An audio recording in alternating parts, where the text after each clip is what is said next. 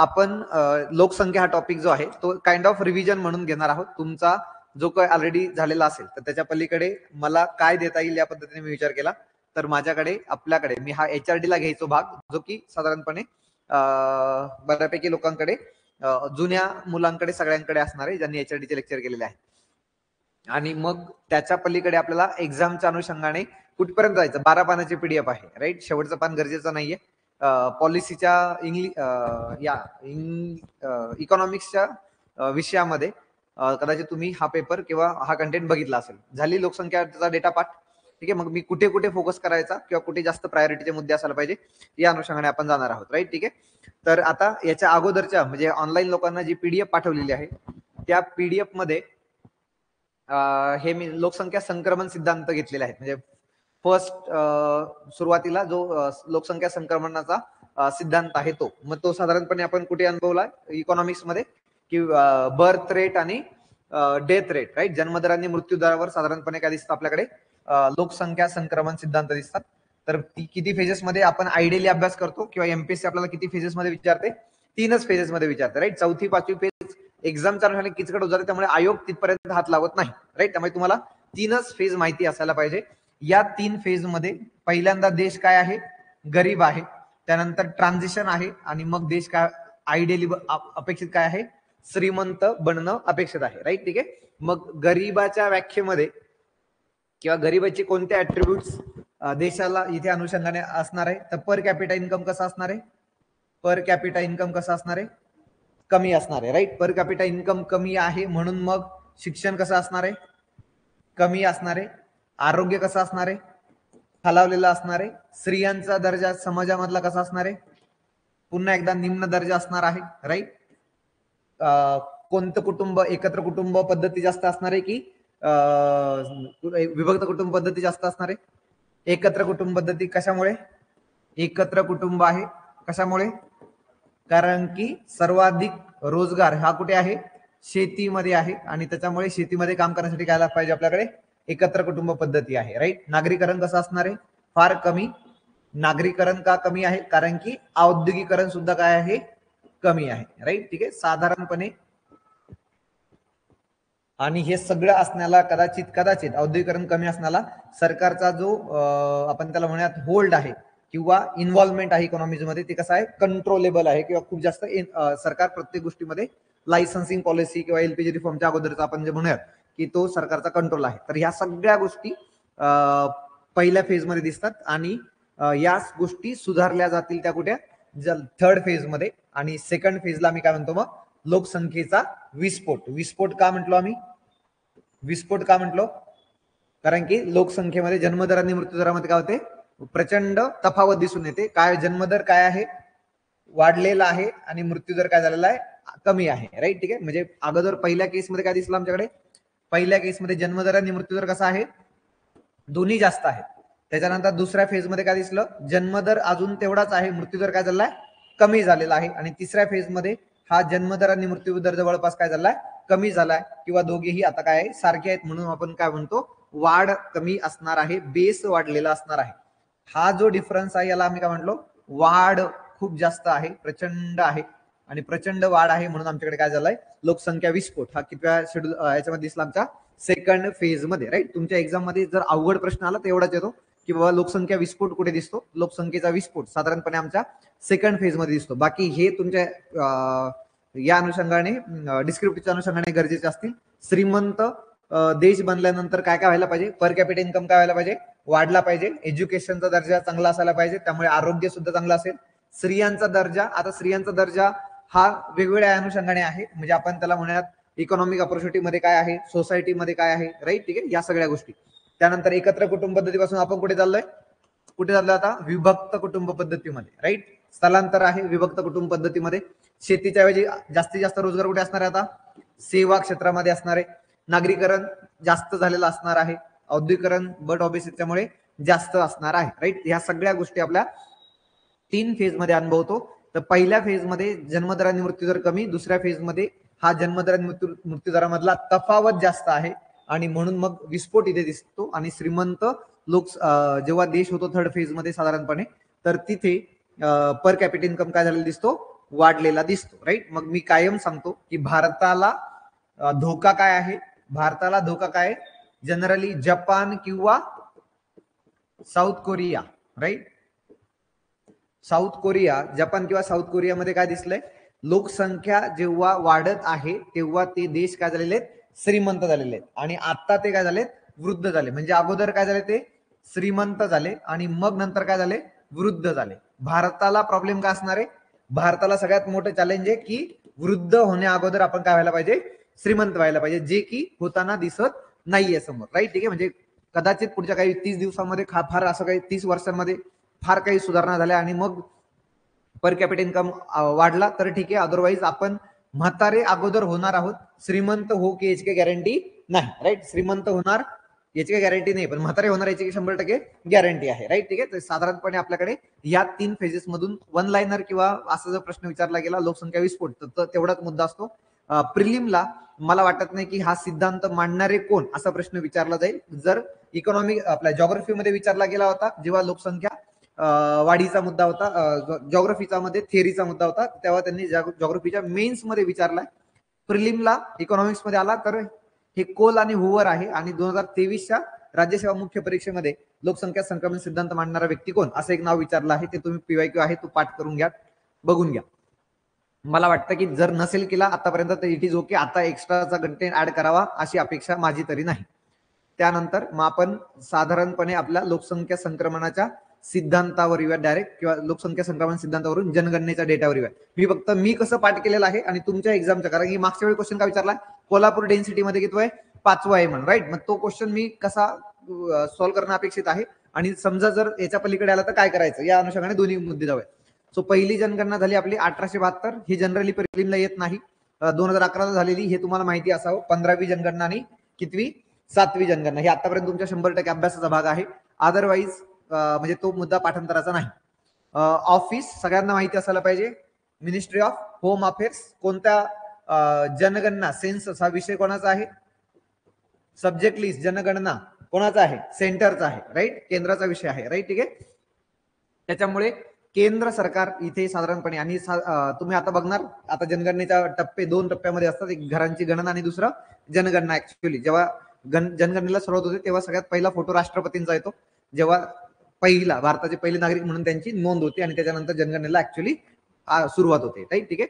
मग अजून एक क्वेश्चन जो विचारला गेला, साधारणपणे लोकसंख्या वाढीचे टप्पे काय होते भारताच्या लोकसंख्येमध्ये, तर मागच्या 100 वर्षांचा विचार केला, किंवा 100 आता आपण म्हणूयात की 1901 पासून 2011 पर्यंत, तरी पण सेमच राहील. तर 1901, आता हे कालच्या टेस्ट सिरीज मध्ये मी क्वेश्चन टाकला होता, याच्यामध्ये आपल्या इकॉनॉमिक्स मध्ये क्वेश्चन होता, जलद वाढ कुठे दिसली म्हणून. राईट. ठीक आहे. तर हे पाठ कसं करणार आहोत, तर मंद वाढ आणि स्थिर वाढ याच्यामध्ये कन्फ्युजन होतं. वेगवान वाढीमध्ये कोणालाही कन्फ्युजन होणार नाही, आणि भीती घालवली याच्यामध्येही पुन्हा एकदा कन्फ्युजन होणार नाही, कारण की वाढ कमी झालेली आहे. राईट. वाढीचा दर कमी झालेला आहे. मंद वाढ आणि स्थिर वाढ याच्यामध्ये जर वन लाईनर विचारला तर क्वेश्चन गडबड होतो, अदरवाईज कोणी चुकत नाही. मग मंद वाढ मध्ये काय म्हटलेलं आहे आणि स्थिर वाढ मध्ये काय म्हटलेलं आहे, तर इथे मंद आणि स्थिर या दोघांमधला फरक इथे काय दिसतं आपल्याला, 1921च्या अगोदर काय झालेलं आहे, वर्ल्ड वॉर झालेला आहे. त्याच्यानंतर कॉलरा सारखे आपल्याकडे साथीचे आजार आहेत, त्याच्यामुळे काय झालं, लोकसंख्या प्रचंड वेगाने कमी झालेली आहे. राईट. भारतासारखी देशाची लोकसंख्या, जिथे लोकसंख्येमध्ये इतक्या मोठ्या देशामध्ये घट झालेली आहे, आणि घट झाली याचा अर्थ एकूण ओव्हरऑल 20 वर्षामध्ये काय दिसतो, वाढ कशी दिसते, मंद. आणि त्याच्यानंतर स्थिर वाढ काय लक्षात ठेवायचं, 1919चा कायदा, कोणता कायदा होता, मोर्ले मिंटो. त्याच्यामध्ये काय होतं, राखीव आणि सोपीव. आठवत आहे का, राखीव आणि सोपीव. कोणती काय द्विदल डायरेक्टली म्हटलं का आपण त्याला, बरोबर ना. राईट. त्याच्यामध्ये काय होतं, लोकल सेल्फ गव्हर्नमेंट किंवा हेल्थ वेलफेअर सब्जेक्ट हे कोणाकडे होते, रिझर्व्ह होते की ट्रान्सफर होते, welfare subject, health, education, local self government काय होते, ट्रान्सफर्ड सब्जेक्ट होते. राईट ना. मग ट्रान्सफर्ड असताना काय झालं, तिथे मंत्री कोण झाले, त्या विषयांचे मंत्री कोण झाले, आरोग्याचे मंत्री कोण झाले, लोकांमधून निवडून आलेले. त्यामुळे त्यांनी काहीतरी तर 100-200 रुपये मिळाले असतील, वॉट एव्हर, जे काही लाखामध्ये कोटीमध्ये मिळाले असतील, त्याची काहीतरी तर बऱ्यापैकी गोष्टी करायला सुरुवात केली. त्याच्यामुळे अगोदरपेक्षा लोकांच्या आरोग्यामध्ये काय झाली, सुधारणा झाली. मग आरोग्य सुधारलं की काय झालं, लोकसंख्येची वाढ पहिल्यापेक्षा कशी झाली, जास्त झाली. म्हणून मंद पासून कुठे गेलो आपण, स्थिरकडे. पण इतकी प्रचंड झाली असंही पण नाहीये. राईट. त्यामुळे आपल्याला सेपरेट करायला वाव काय आहे, मोर्ले मिंटो ऍक्ट. पहिली स्टेप, राईट. त्याच्यानंतर स्वतंत्र झालो 51ला, आणि मग वेलफेअर स्टेटच्या अनुषंगाने सर्वात जास्त खर्च कुठे होणार आहे? हेल्थ आणि एज्युकेशनवर, राईट. तर हेल्थच्या अनुषंगाने विचार केला तर वेगवान वाढ हे का होणार आहे? कारण की आता लोकसंख्या वाढीसाठी किंवा लोकसंख्या घट होण्यासाठी जे महत्वाचे कारण आहे मृत्यूदर, तर तो काय होणार आहे? आपोआप काय होणार आहे? भारतामध्ये कमी होणार आहे, राईट. आणि म्हणून मग लोकसंख्येचा वाढ कधी दिसली? वेगवान वाढ, जलद वाढ या पद्धतीने म्हटलं जातं. आणि मग 81 ते 2001 किंवा 2011 जरी म्हटलं तरी चालेल, अतिवाढीची भीती घालवली. याचं रिझन काय? अतिवाढीची भीती घालवली याचा अर्थ काय झाला की त्यावेळी भारत सरकारला अंदाज येत नव्हता किंवा जगभरातल्या लोकांना अंदाज येत नव्हता की हे भारतातली लोकसंख्या कुठपर्यंत जाऊन थांबणार आहे. आणि म्हणून आम्हाला काय दिसलं? 81, 91, 2001 आणि 2011 सलग काय दिसलं आम्हाला? कंटिन्युअसली डिक्लाइन दिसलं. वाढीचा दर काय दिसला? घट झालेला दिसला. डिकेडल ग्रोथ रेट काय दिसला? डिक्रीज होताना दिसला. आणि म्हणून म्हटलं की आम्ही कुठेतरी जाऊन आम्ही काय होणार आहोत? स्टेबल होणार आहोत, स्थिर होणार आहोत, राईट. ठीक आहे. साधारणपणे आताच म्हटलं होतं की भारताची लोकसंख्या 2045 टार्गेट ना आपलं दीर्घकालीन 2020 2000च्या पॉप्युलेशन पॉलिसीनुसार. तर या असं म्हटलं होतं की 45 टार्गेट कदाचित आपण 43-44 पर्यंत कव्हर करू, अचीव्ह करू. आणि 1-2 वर्ष अगोदरच, आणि त्याच्यानंतर पुढचे 20 वर्ष आपण स्टेबल राहू. आणि त्याच्यानंतर आपल्याकडे 2063 नंतर किंवा 65 नंतर लोकसंख्येत घट व्हायला सुरुवात होईल, राईट. ठीक आहे. पुढे सो आता याच्यावर वन लाईनर आला तर याच्यामध्ये काही गडबड व्हायला नकोय, राईट. कसं लक्षात ठेवणार आहे? 21 कट करायचा मोर्ले मिनिटोला, राईट. मंद पासून स्थिरकडे. स्थिर म्हणजे जास्त आहे मंदपेक्षा. मोर्ले मिनिटो म्हटलं का मी? ओके. Montagu Chelmsford, sorry. हा, मॉन्टेगी चेम्सफोर्ड ऍक्ट आहे, तर त्याच्यानुसार त्याची अंमलबजावणी. आणि मग त्याला पुढे 51 आणि 81 वेगवान वाढीचा मुद्दा. ठीक आहे. त्यानंतर 1911 ते 21च्या दरम्यान लोकसंख्या वाढीचा वेग ऋणात्मक. तर हे पुन्हा एकदा इयर ऑफ ग्रेट डिवाइड कशाला म्हटलं जातं? 21ला, राईट. तर हे का? कारण की डिकेडल ग्रोथ रेट आहे. तर हे पुन्हा एकदा मी पाठ करायला सांगत नाही किती निगेटिव्ह झालंय म्हणून, परंतु एक आपल्याला माहिती असायला पाहिजे की तो 11 ते 21 हे वर्ष आहे किंवा डिकेड आहे, ज्याला 21 हे वर्षाला काय म्हटलं गेलं आपण? इयर ऑफ ग्रेट डिवाइड म्हटलं गेलेलं आहे. ठीक आहे. आता तुमची गोष्टी पाठ झाल्या असतील तर व्हेरी गुड. अदरवाईज मी कशा पद्धतीने पाठ केला त्या सांगेल. 2011 लोकसंख्या किती आहे? 121 कोटी. तुम्हाला माहिती असायला पाहिजे. जगाच्या किती आहे? 17.5. 17.5 वर एकदा क्वेश्चन विचारला त्यांनी, परंतु रद्द केला होता. परंतु स्टील मला असं वाटतं की जगाची लोकसंख्या किती आहे माहिती असावं. पुरुष आणि स्त्रिया ही लोकसंख्या किती आहे हे पुन्हा एकदा पाठ करायची गरज नाही, अजिबात गरज नाहीये, राईट. ठीक आहे.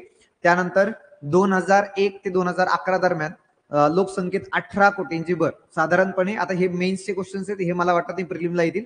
18 कोटी म्हणून पाठ करावं का ही भूमिका नाहीये. फक्त हे काय? एका अख्ख्या ब्राझीलला 10 वर्षामध्ये ब्राझीलची लोकसंख्या किती आहे? 18 कोटी. आपण हे 10 वर्षामध्ये काय केलं आता? पूर्ण ब्राझील तयार केला. आणि सगळ्यात मोठा जो कोणाबरोबर आहे? ऑस्ट्रेलिया बरोबर आहे. दरवर्षी एक ऑस्ट्रेलिया तयार केला आपण, राईट. मागच्या 10 वर्षामध्ये 2001 ते 2000 किती? हा, 1 ते 11 दरम्यान. आता काय होतं? रॅन्डम क्वेश्चन जर आला असेल एखादा, तर किती देशांच्या बरोबर इतकी भारताची लोकसंख्या आहे? तर ते बरोबर आहे. त्यांनी म्हटलं 55 देशा इतकी आहे, बरोबर आहे. त्यांनी म्हटलं 56 देशा इतकी आहे, बरोबर आहे. आपण तो डेटा पाठ करायचा नसतो, राईट. ठीक आहे. हा, भारताची लोकसंख्या एवढ्या सगळ्या लोकांबरोबर आहे. पुन्हा एकदा हाही डेटा आपल्याला लिहायचा नाही. त्यानंतर जगाची लोकसंख्या, भारताची लोकसंख्या जगाच्या लोकसंख्येची किती? आपली 17.5% आणि 2.4 ही पुन्हा एकदा पाठांतराचा भाग नाही. EAG स्टेट्स जिथे की लोकसंख्या वाढीचा दर प्रचंड आहे, त्यांचा एक ग्रुप केला होता आम्ही. कोणता? नॉर्थ कडचे देश आहेत, राज्य आहेत. एम्पॉवर्ड ऍक्शन ग्रुप आम्ही त्याला म्हटलेलं आहे, राईट. ठीक आहे. वाढीचा दर आमच्याकडे कमी झालेला आहे. पुन्हा एकदा हाही मुद्दा वेगळा पाठ करायचा नाही. मग जर ऍड करायचं असेल तर मी सिक्वेन्स सांगतो, त्या पद्धतीने आपण लक्षात घेऊ. 91 ते 2001 मध्ये लोकसंख्येत भर किती पडली? 18.23. आणि आता किती पडली? 18.14. याचा अर्थ काय झाला? भर काय झाली? कमी. म्हणजे पहिल्यांदा असं घडलं स्वातंत्र्यानंतर की मागच्या दशकामध्ये जेवढी ऍड झाली त्याच्यापेक्षा कमी भर पडलेली आहे. दिस इज द फर्स्ट टाइम 2001 ते 2011च्या दरम्यान, राईट. म्हणजे असं जर आलं याचा अर्थ काय दिसला? लोकसंख्या वाढ काय होत आहे? कमी कमी. वाढीचा दर काय होतोय? कमी कमी होते. आता याच्या नंतर काय दिसणार? आता जो नवीन डेटा आहे ना 2011 ते 2026 पर्यंतचा, त्याच्यामध्ये सुद्धा काय दिसणार? आपल्याला घट कमी किंवा वाढीचा दर काय दिसणार आहे? कमी झालेला दिसणार आहे. त्यानंतर सर्वाधिक लोकसंख्येचे देश, आता सगळ्यांना माहिती आहे भारत पहिला आहे, बाकी पाठ करायची गरज नाही.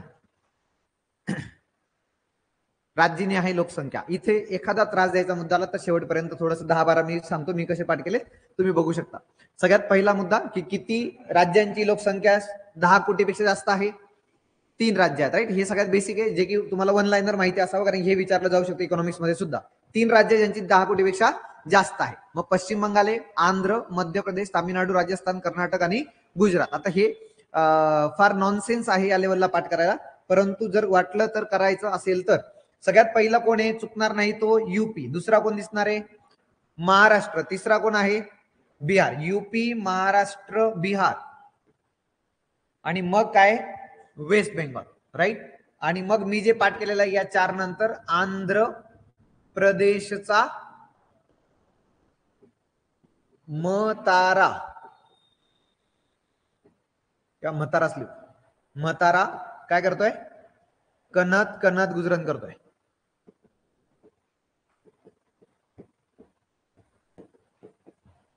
आणि म्हणतो मी ओके आहे.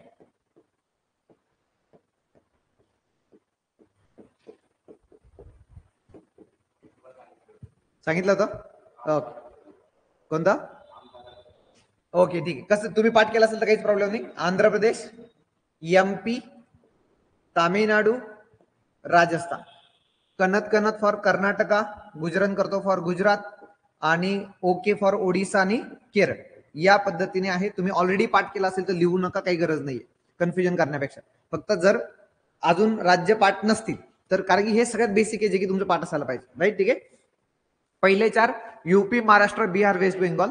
पहिल्या 3 मध्ये 10 कोटीपेक्षा जास्त लोकसंख्येचा मुद्दा आहे. 10 कोटीपेक्षा जास्त लोकसंख्या. राईट. ठीक आहे. आणि मग वेस्ट बेंगॉल नंतर मग आंध्र प्रदेश. आंध्र प्रदेश हे विभाजन पूर्व आहे, त्याच्यामुळे तो 1 नंबरला आहे किंवा तिथे 5 नंबरला आहे.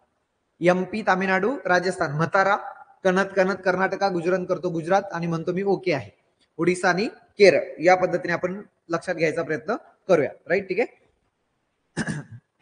जर वाटलं तुम्हाला तर माझ्या बरोबर पटपट लिहित चला. लिहिलंय ओके. आता हे 10 आहेत तर इतकं इनफ आहे. मग 10 कोटीपेक्षा जास्त वाली 3 ती तुम्ही अंडरलाईन करून ठेवली. त्याच्यानंतर कमी लोकसंख्या. सिमरन आठवली का रे, सिमरन कुठे गेली होती, गोव्याला. सिक्कीम, मिझोराम, अरुणाचल, गोवा कोणाबरोबर गेली होती, नाग्याबरोबर. राईट. ठीक आहे. सो पाठ व्हायला पुन्हा एकदा सोपा आहे. सिमरन आहे फक्त गोवा की नागालँड. कमी कोण असणार आहे, बट ऑब्वियसली एरिया कोणाचा कमी आहे, गोव्याचा आहे. त्यामुळे लोकसंख्या कमी कोणाची असणार आहे, गोव्याची आणि मग नागालँड. म्हणजे क्रम पाठ करायच्या अनुषंगाने. ठीक आहे. Right. Okay. So Simran, Simran गोव्याला, ते सगळ्यांना माहिती आहे. सिमरन गोव्याला गेली होती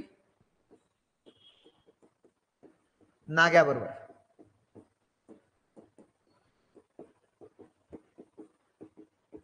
ठीक आहे. हे पाठ करूयात याच पद्धतीने लक्षात ठेवा. सिक्कीम, मिझोराम, अरुणाचलचं सिमरन आहे. सिमरन सिक्कीमची लोकसंख्या 6 लाख, म्हणजे अगदी 10 लाखापेक्षा सुद्धा कमी.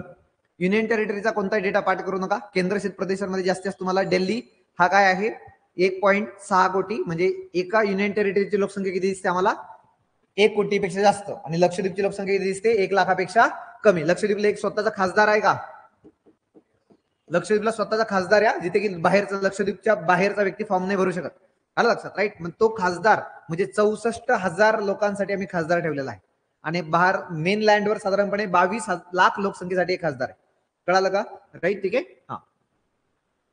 त्यानंतर वाढीचा दर. वाढीचा दर कोणता मुद्दा पाठ करायचा, जो रिसेंट आहे आणि जो सर्वाधिक आहे. मग सगळ्यात मोठा मुद्दा जो एक्झामच्या अनुषंगाने विचारला गेला आपल्याला, लोकसंख्या वाढीचा दर सर्वात जास्त कुठे दिसला. राईट. डिकेडल ग्रोथ रेट किती दिसला हा, 24.80. कधी आहे, 71 म्हणजे किती, 1961 टू 1971. ठीक आहे. वाढीचा दर किती दिसणार आहे, 1961 टू 71. किती आहे तो, 24.80. 2016ला 2 क्वेश्चन विचारले गेले राज्यसेवा पूर्वला.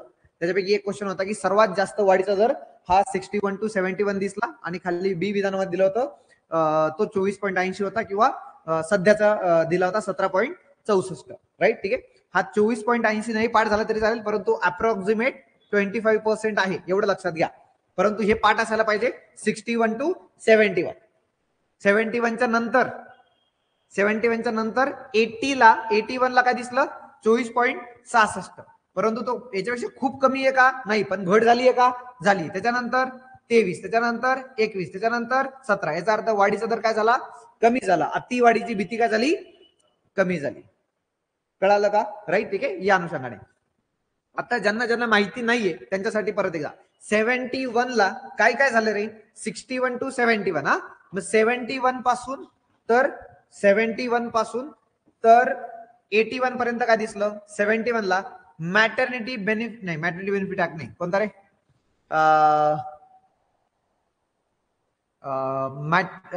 काय टर्मिनेशन ऑफ प्रेग्नन्सी ऍक्ट.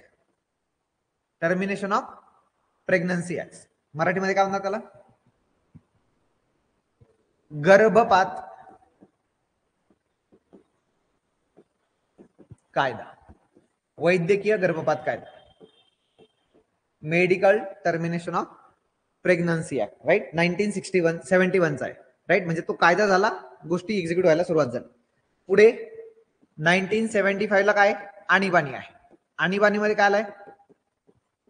आणीबाणीमध्ये काय कंपल्सरी मेजर्स आहेत, बरोबर. आणि ज्यांना पुन्हा एकदा माहिती नाही वर्ष लिहून ठेवा, 1974 आंतरराष्ट्रीय लोकसंख्या वर्ष.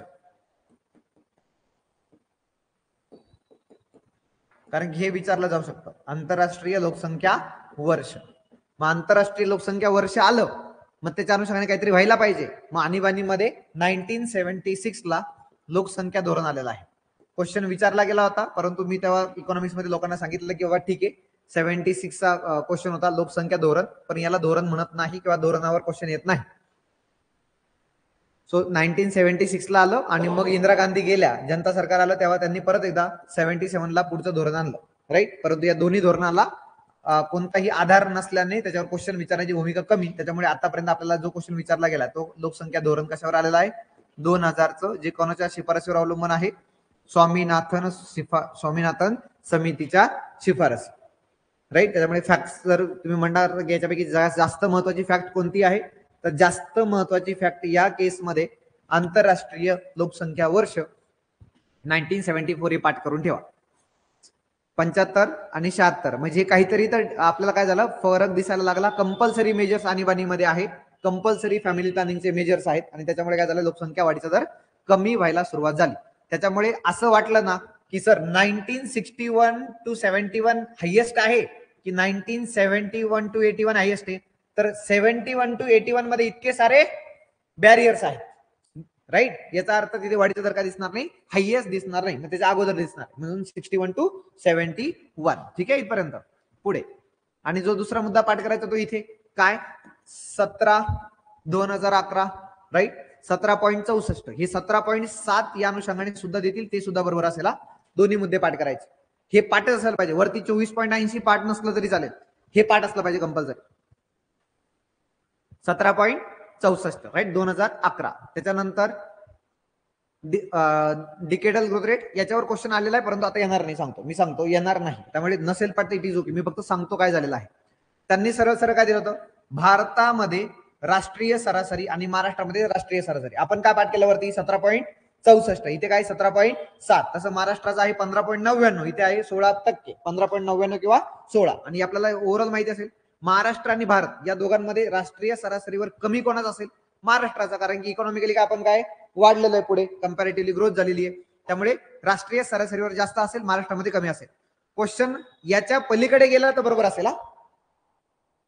ठीक आहे, म्हणजे तुमचं पाठ काय असावं 17.7 आणि 16% किंवा 15.99 व्हॉट एव्हर, पण याच्या पलीकडे गेला तर बरोबर आहे, तिथे डोकं लावायचं नाही.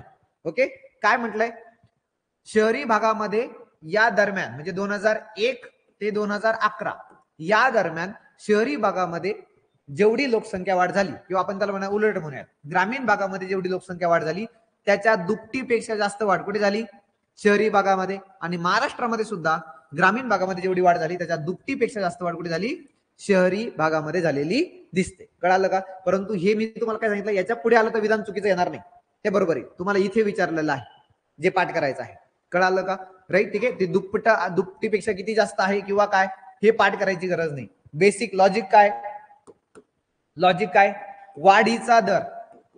वाढीचा दर जास्त कुठे असेल, जिथे बेस कसा असेल, कमी असेल. आलं लक्षात. मग बेस ग्रामीण भागामध्ये कसा आहे, 70% लोक ग्रामीण भागात आहे, शहरी भागात किती आहे, 30% शहरी भागात. मग 30 मध्ये 15 वाढले आणि 70 मध्ये 15 वाढले, पर्सेंटेज मध्ये ग्रोथ कुठे दिसणार जास्त, 50% वाढ झाली शहरी भागामध्ये, असं होईल. कळालं का? त्यामुळे ग्रोथ रेट हा जास्त कुठे असायला पाहिजे, बाय डिफॉल्ट शहरी भागामध्ये, आणि ग्रामीण भागामध्ये कसं दिसायला पाहिजे, कमी, कारण की तिथे काय बेस जास्त आहे, राईट. तोही मुद्दा पाठ करायची गरज नाही तुम्हाला, फक्त दुप्पट आहे एवढं लक्षात आलं, पाठ करायचं नाही. उद्या एक्झाम मध्ये प्रश्न आला तरी तो विधान बरोबर असेल. राईट, ठीक आहे. तुम्हाला इथे एफर्ट्स घ्यायचे आहेत दोन्हीकडे 17.7 आणि 16%. त्यानंतर नमूद करण्यासारखी राज्य, जर तुम्ही पाठ केलेलं नसेल आतापर्यंत तर एक मेघालय पाठ करून टाका, आणि जर तुम्ही मेघालय पाठ केला असेल तर त्याच्या पलीकडे हे 2 लोक ऍड करून टाका. कंसातली आकडेवारी पाठ करायची नाही. पुन्हा एकदा वाढीचा दर कुठे दिसला, ज्याचा बेस कसा असेल, कमी, म्हणजे लोकसंख्या जिथे कमी आहे तिथे वाढ जास्त दिसेल ना. मग सगळ्यात मोठं राज्य वाढीचा दर दर्शवणार नाहीये. छोटं राज्य म्हणजे काय, मेघालय वाढ जास्त, अरुणाचल ऑलरेडी काय लोकसंख्या कमी, पण बिहारवाले म्हणला की आम्ही अपवाद आहे, कारण की आम्ही काय गरीब आहे. बिहार काय गरीब आहे, जिथे गरिबी जास्त तिथे लोकसंख्या वाढीचा दर जास्त. त्यामुळे जर तुम्ही पाठ केलेलं नसेल तर गप मेघालय पाठ करा, बाकीचा विचार करू नका. ठीक आहे, मेघालय पाठ करा, बाकीचा विचार करू नका. पण जर तुमचं मेघालय अजून पाठ झालं असेल, म्हणजे हे झालंय, तर मग 2 लिहा आणि ट्राय करा, होईल पाठ. ठीक आहे, ओके. पुढे, आणि सर्वात कमी बदल फक्त कुठे पाठ करायचा, नागालँड. तेही इथे पाठ करायचं नाही, नागालँड लक्षात ठेवायचं फक्त. नागालँडमध्ये काय झालं होतं, चुकीची लोकसंख्या सांगितली त्यांनी, आणि म्हणून वाढीचा दर काय दिसला, निगेटिव्ह दिसला. 2001 साली जी लोकसंख्या नागा लोकांनी वाढवून सांगितली होती ती लोकसंख्या 2011 साली काय दिसली, कमी झालेली दिसली. म्हणून अख्ख्या राज्याचा ग्रोथ रेट कसा दिसला, निगेटिव्ह. याच्यामध्ये डोकंच लावायचं नाही, हे विचारलंच जाणार नाही, कारण की नागालँडच इतकं महत्वाचं आहे. कळालं का, राईट. त्यामुळे तुमचं नागालँड, मेघालय आणि नागालँड सर्वात जास्त बदल पर्सेंटेज मध्ये कुठे आहे, मेघालयमध्ये, आणि सर्वात कमी नागालँडमध्ये किंवा निगेटिव्ह आहे. पुन्हा एकदा युनियन टेरिटरी आपण बघत नाही, पाठ करायचं नाही. त्यानंतर डेन्सिटी, जो क्वेश्चन विचारला जाऊ शकतो साधारणपणे, लोकसंख्येची घनता. राईट, आता एमपीएससी काय करते, थोडासा डिटेल मध्ये जायचा प्रयत्न करते, ते महाराष्ट्राच्या अँगलने जाऊ आपण. पण आता सध्या फक्त तुम्हाला काय माहिती असायला पाहिजे, हा नंबर चुकवायचा नाहीये. महाराष्ट्रामध्ये किती आहे, भारतामध्ये किती आहे. भारताची राष्ट्रीय सरासरीवर किती आहे, 382, 382 आणि 365. म्हणजे पुन्हा एकदा इथे आपण डेन्सिटीच्या अनुषंगाने काय कमी आहोत. आयडियली कसं असायला पाहिजे, आयडियल जास्त असायला पाहिजे. का, कारण की आपण पुन्हा एकदा ग्रो झालेला आहोत, पण आपला एरिया विस्तार एवढा मोठा आहे की आपण वाढ कशी दिसते आपली, कमी, किंवा घनता कशी दिसते, कमी. परंतु इथे आपल्याला लक्षात घ्यायचं, वाढ एकूण किती झाली हे आपल्याला डोकं लावायचं नाही. कळालं का. नंबर कोणता पाठ केला सर, 365 पाठ केलेला आहे आणि 382 पाठ केलेला आहे. राष्ट्रीय सरासरी 382, महाराष्ट्रामध्ये हे 365, कारण इथेच प्रश्न विचारला जाईल. कळालं का, राईट, ठीक आहे. पुढे कोणता, अजिबात नाही, अजिबात नाही, फक्त हाच मुद्दा पाठ करायचा. 2001 चा डेटा नाही का करू, आणि हे 58 आणि 50 हे सुद्धा लिस्ट इम्पॉर्टंट आहे. अजिबात नाही, तुमचा मुद्दा जो पाठ असायला पाहिजे, हा असं आलं ना त्यांनी की 365 असून याच्यामध्ये 50% 50 पॉईंटची वाढ झाली, तर मी पाठ केलेलं नाहीये. कळालं का, राईट, लेट इट बी. समजलं का. त्यामुळे आता जे आहे ते करा. ठीक आहे, राईट. तुमच्यासमोर नोट्स नाहीये पाहिजे तुम्हाला, ओके. उमेश नोट द्या.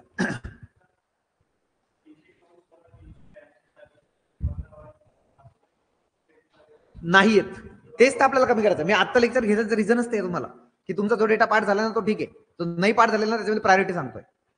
आलं लक्षात, नाहीतर हे आलं तर ते आलं तर ते आलं तर एक्झाम होईपर्यंत डोक्यात राहणारच आहे. आलं लक्षात, राईट. मला तुमचा डेटा कमी करायचा. कळालं का, राईट, ठीक आहे. त्याच्यामुळे हे डोकं लावू नका. आणि जेव्हा डेटा जुना जातो ती डिमांड नसते, हे कृपया लक्षात घ्या. एव्हा तुमच्या लक्षात आलं असेल किंवा तुम्हाला थोडाफार अंदाज आला असेल क्वेश्चन पेपर मध्ये बघत असताना. कळालं का, ठीक आहे. तो आपल्याला रिस्क घ्यावी लागणार राजा, नाही तर सगळं पाठ नाही होणार कधीच. क्लिअर, राईट, ठीक आहे, ओके. आफ्टर दॅट डेन्सिटीचा मुद्दा झाला. हा, आता डेन्सिटी मध्ये पर्टिक्युलरली जर आपल्याला, मला वाटत नाही पण जर असावं, अंदमान निकोबार नकोच करायला. ठीक आहे. हा, आता यामध्ये पर्टिक्युलरली जो मुद्दा क्वेश्चन म्हणून विचारला गेला आणि आपलं चुकलं, कुठे चान्सेस जास्त आहेत, तर बिहार आणि वेस्ट बेंगॉल या 2 राज्यांमध्ये काय दिसते डेन्सिटी, 1000 पेक्षा जास्त. म्हणजे पुन्हा एकदा आपण काहीतरी युनिक काहीतरी मिळालं त्या पद्धतीने आम्ही बघत आहोत. राईट, ठीक आहे. म्हणजे आम्हाला इथे काय दिसलं, 1000 पेक्षा जास्त. ठीक आहे. त्यानंतर हा, यामध्ये जर प्रश्न विचारला, बिहार पहिलं आहे, वेस्ट बेंगॉल दुसरं आहे, युपी हरियाणा मध्ये कोण घुसलेला आहे, जो की वाटत नाही. साऊथकडचं राज्य आहे, डेन्सिटी एवढी नसेल असं वाटतं, परंतु केरळला टॉप 5 मध्ये जागा आहे. आणि जर आलं केरळ पहिल्या 5 मध्ये येतं तर गोंधळ उडणार आहे. कळालं का, राईट. त्याच्यामुळे पाठ करा. युपी पुन्हा एकदा लोकसंख्या जास्त आहे, आणि हे कृपया लक्षात घ्या, हा जो मुद्दा आहे तर आपला गंगेचा त्रिभुज प्रदेश, त्याला काय म्हणतात? डेल्टा,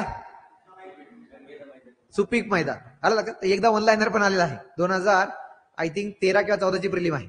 गंगेच्या मैदानामध्ये किती टक्के लोकसंख्या सामावलेली आहे? 23%, 33%, 43% असा क्वेश्चन होता. तो स्टेट बोर्ड मधून विचारला वन लाईनर. ठीक आहे, राईट. तर या पद्धतीने इथे जर विचारलं, बघा इथे मी तुम्हाला हा नंबर पाठ करायला नाही सांगत, आता हा नंबर नाही पाठ करायचा, राईट. इथे काय करायचं, फक्त 2 यांची 1000 पेक्षा जास्त आहे, किती आहे तेही नाही पाठ केलं. ओके. आणि इथे काय लक्षात घेतलं, पहिल्या 5 मध्ये का, कारण की 1 आणि 2 साधारणपणे लोकांच्या लक्षात राहतं. केरळ इथे लक्षात राहत नाही. आणि हे युपी आणि हरियाणा लिहून ठेवा, नाही पाठ झालं तरी चालेल. पुन्हा एकदा जरी मी चुकून म्हटलं ना, चुकून अख्ख्या लेक्चरमध्ये म्हटलं की 5 पाठ असावं, तरी पण मी सांगतो की पहिले 2 किंवा पहिला 1 पाठ करा तुमचा, आणि तो झाला असेल तर दुसरा आणि तिसरा ऍड करा. 5 पर्यंत जाऊ नका. क्वेश्चन आलेला आहे हो सर, तरी जाऊ नका सांगतो मी. कळालं का? राईट. ठीक आहे. हा, त्यानंतर मग येतो आपण महाराष्ट्रामध्ये. मग महाराष्ट्राचा कोणता मुद्दा पाठ असावा? 365, जो की तुमचा आहे. मग क्वेश्चन काय विचारला गेला माहितीये का? महाराष्ट्राची घनता ही आसामपेक्षा जास्त आहे. कशी आहे? जास्त आहे की कमी आहे? कमी आहे. का? आपल्याला पुन्हा एकदा लॉजिकली लक्षात ठेवायचं. त्यांनी हा प्रश्न का विचारला? त्यांनी गोवा नाही विचारला. का? कारण की त्यांनी जेव्हा चार्ट बघितला त्यांना कळालं की गोवा वरती आणि छोटा आहे, त्याच्यामुळे लोकांच्या लक्षात येईल म्हणून प्रश्न विचारला महाराष्ट्र आणि आसामचा. कळालं का? मग मी टेस्ट सिरीज मध्ये टाकला महाराष्ट्र आणि झारखंडचा. लोक म्हणले सर झारखंडचा डेटाच पाठ नव्हता. मग मी म्हटलं अरे झारखंड कशाचा भाग होता कालपर्यंत? बिहारचा. मग डेन्सिटी कशी असेल? जास्त. कळालं का? राईट. म्हणजे आपल्याला जागा राहायचं एक्झाम हॉलमध्ये, राईट. ठीक आहे. मग खालचे पाठ करायची गरज नाही. कर्नाटक, आंध्र वगैरे हे जर कमीच आहे तर काही गरज नाही. आणि मग वारंवार मी सांगेल की बाबा इथे 2015च्या मेन्सला, पुन्हा एकदा प्रिलिमला डोकं लावू नका, गरज नाही. क्वेश्चन विचारला गेला होता आंध्र, आणि हा GS4 इकॉनॉमिक्स मध्ये होता. आंध्र प्रदेश आणि गुजरात यांची घनता सारखी असून ती 318 आहे. मी म्हटलं ओके, मला माहिती नाहीये, बरोबर आहे. कळालं का? मी हा प्रश्न चुकलो होतो, परंतु पुन्हा एकदा 308, 318 कोणी पाठ करून गेले का? नाही. ए विधानामध्ये हे होतं, आणि बी विधानामध्ये उत्तराखंड आणि छत्तीसगड यांची घनता सारखीच आहे आणि ती 199 आहे असं दिलं होतं. कळालं का? डोकं लावायचं नाही या क्वेश्चनला. मी का क्वेश्चन आठवतोय, कारण की तुम्ही जर चुकून बघितले असले पीवायक्यू मध्ये तर तुम्हाला भीती वाटेल की सर हे चुकवले त्यांनी. चुकवू देत, 13, 14, 15चा पॅटर्न आहे. कळालं का? राईट. डोकं लावायचं नाही. हा, आता जर प्रश्न विचारला तर या मुद्द्यावर प्रश्न जाऊ शकतो की सर्वात कमी घनता कोणत्या प्रदेशाची आहे. तर मग या केसमध्ये अरुणाचलची घनता किती आहे? फक्त 17. ठीक आहे. मग 17 पाठ करावं असं मी म्हणणार नाही, परंतु 17 लिहून ठेवावं, नोटीस करण्यासारखं आहे, इतकी कमी आहे. राईट. ठीक आहे. मग परत एकदा सिक्कीम, मिझोरम आणि अरुणाचल. म्हणजे कोण आलं? अरुणाचल. सिमरन आली रे, सिमरन आलेली आहे. सिमरन फक्त या केसमध्ये उलट क्रमाने येणार आहे. मग तुम्ही म्हणा सर जम्मू काश्मीर गाळला तुम्ही, जम्मू काश्मीर विचारला जाणार नाही. का नाही विचारला जाणार? जम्मू काश्मीर जेव्हा पीओके म्हणून ऍड केला जातो तेव्हा डेन्सिटी वेगळी असते. जम्मू काश्मीरचा पीओकेचा एरिया वेगळा केला जातो तेव्हा डेन्सिटी वेगळी असते. कळालं का? राईट. त्याच्यामुळे प्रश्न विचारताना आयोग पर्यायामध्ये ठेवत नाही. क्लिअर? राईट. त्याच्यामुळे जर आला तर परत एकदा लोकसंख्या सर्वात कमी असलेली राज्य सिमरन, सिक्कीम, मिझोरम, अरुणाचल. लोकसंख्येची घनता कमी असणार राज्य सिमरन, फक्त उलट क्रमाने. कारण की सिक्कीम आणि अरुणाचल हे समोर ठेवल्यानंतर लक्षात येईल की सर अरुणाचल लास्टला असायला पाहिजे डेन्सिटी म्हणून. कळालं का? राईट. ठीक आहे. या पद्धतीने कृपया लक्षात घ्या. त्यानंतर स्त्री पुरुष लिंग गुणोत्तर हे ट्रॅडिशनल क्वेश्चन असतात, कंबाईनला विचारले जातात. तुमच्या एक्झाम मध्ये येणार नाही 1000 पुरुषांमागे स्त्रियांची संख्या किंवा त्या एरियातल्या 1000 पुरुषांमागे स्त्रियांची संख्या इंटू 1000. ठीक आहे. फॉर्म्युले पाठ करायची गरज नाही. जोपर्यंत ट्रेंड सेट होत नाही तोपर्यंत प्रश्न विचारला जात नाही. मग ट्रेंड म्हणजे काय की सर इथे असा एखादा ट्रेंड दिसतोय का? आपण स्वातंत्र्यानंतर घेऊयात. किती आहे? 946. वरून काय झालं? घट झाली. नंतर काय झालं? घट झाली. नंतर काय झालं? वाढ झाली. नंतर काय झालं? घट झाली. नंतर काय झालं? वाढ झाली. आता काय झालं? वाढ झाली. कंटिन्युअसली वाढ किंवा कंटिन्युअसली घट असं काही होतंय का? नाही. त्याच्यामुळे प्रश्न विचारला जाणार नाही. पण काय विचारलं जाऊ शकतं की इथे 2001 ते 2011च्या दरम्यान किती पॉइंटची वाढ ओव्हरऑल सेक्स रेशो मध्ये दिसते, आणि हे पाठच असायला पाहिजे. तुम्ही म्हणाल की सर सगळा डेटा पाठ करायचा नाही, मला जास्त महत्व सांगा. मी फक्त काय 2-3 मुद्दे पाठ करतो. मग लिंग गुणोत्तर, सेक्स रेशो आणि चाइल्ड सेक्स रेशो हे 2 मुद्दे. त्याच्यानंतर डेन्सिटी. ठीक आहे, या पद्धतीने आपण प्रायोरिटी ठरवूया. कळालं का? राईट. सो 933 वरून कधी झाले 943 एवढंच पाठ करायचा. मग जोडाचा प्रश्न काय येतो? 1901 ला किती होती, 1941 ला किती होती, 1951 ला काय होती. मग मला माहिती आहे सर, कॉमन सेन्स काय, जर आत्ता कमी आहे तेव्हा काय असेल, जास्त असेल. म्हणजे 1901 ला जेवढी दिसली ना तेवढी कुठेच नाही दिसली. कळालं का? म्हणजे घट व्हायला पाहिजे, जुनी जास्त असायला पाहिजे, नंतर घट व्हायला पाहिजे. आणि आता त्याच्यामध्ये सुधारणा दिसते 10 पॉईंटची. 10 पॉईंट मिस करायचे नाही, कारण की आता इथे डिटेल सांगितलं पाठ करायला. ठीक आहे, ओके. मग ओव्हरऑल पुन्हा एकदा लिंग गुणोत्तर 933 वरून 900 किती झालं, 43. 10 पॉईंटची वाढ. आणि महाराष्ट्राचं 922 वरून किती झालं, 929. 7 पॉईंटची वाढ. बस एवढंच लक्षात द्यायचं. महाराष्ट्रामध्ये वाढ कशी झाली, कमी झालेली आहे.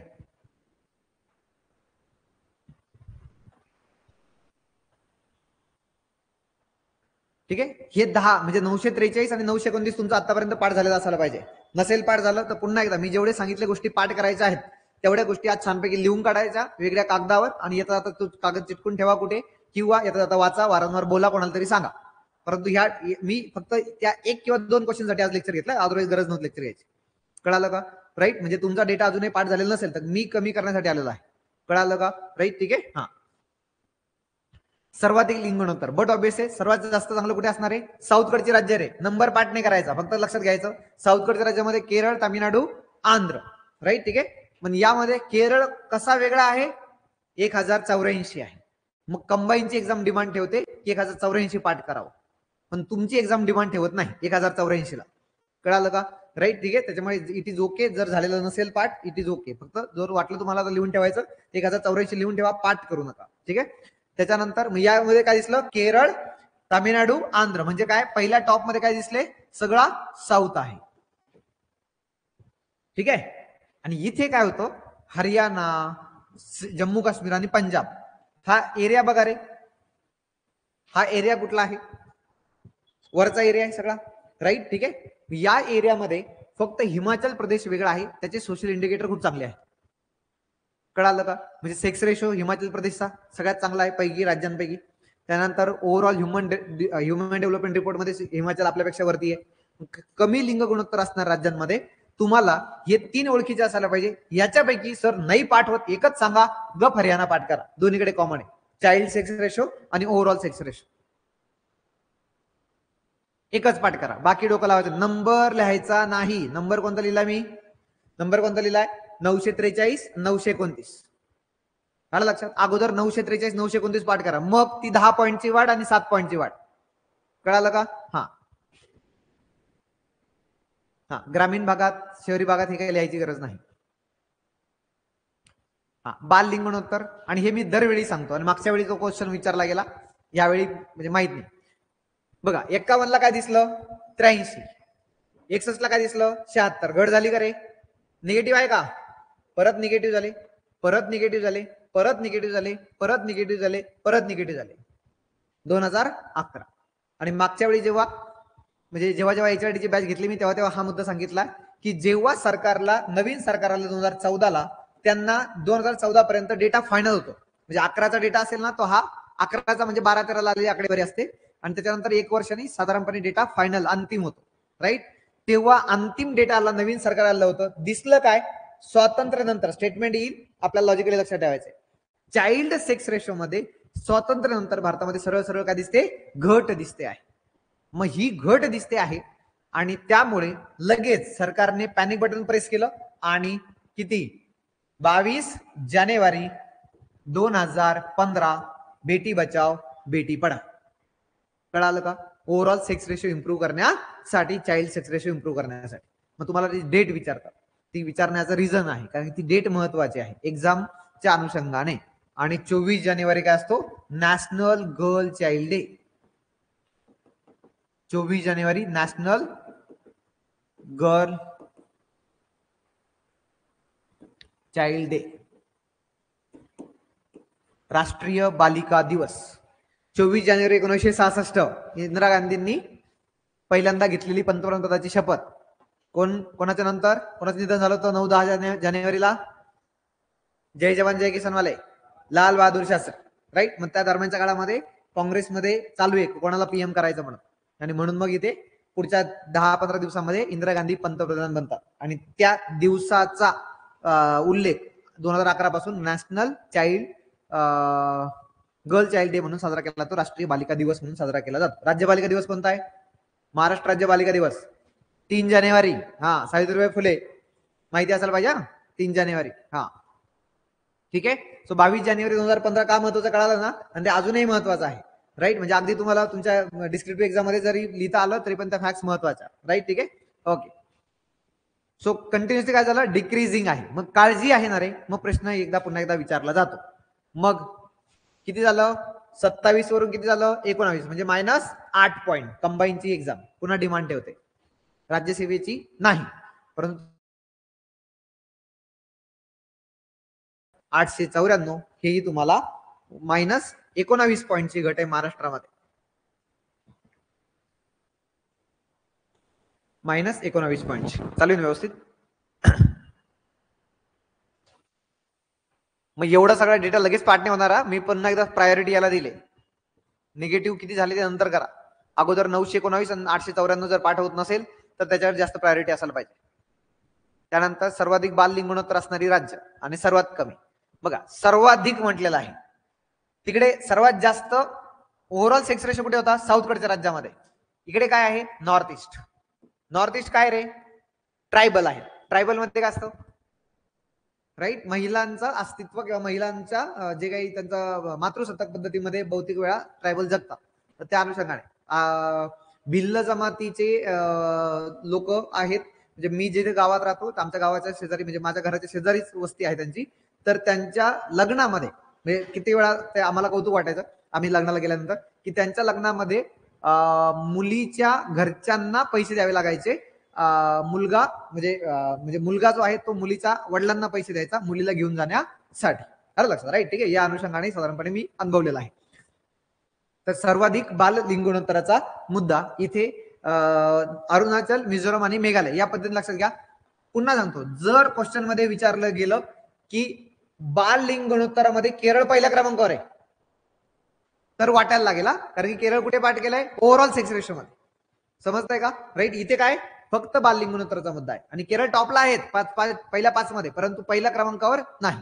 नॉर्थ ईस्ट लक्षात ठेवायचं, अरुणाचल, मिझोरम, मेघालय. ते कसं लक्षात ठेवायचं बघा, कारण की हे मी माझं कायम कन्फ्युजन होतं 2 आणि 3 नंबरला, परंतु एक्झाम तुम्हाला 2 आणि 3 नंबरला त्रास दिला असं वाटत नाही. तुम्हाला काय पाठायला पाहिजे? अति पूर्वेकडचं महाराष्ट्राचा डेटा बघू, त्याच्यानंतर तुमचं चुकणार नाही याची गॅरंटी. ठीक आहे, महाराष्ट्राचा डेटा बघितल्यानंतर आपण कंपॅरिझन करू. सर्वात कमी बाल लिंग होता तिकडे कोण होता? हरियाणा. इकडे कोण आहे? कॉमन आहे, एकच पाठ करूयात.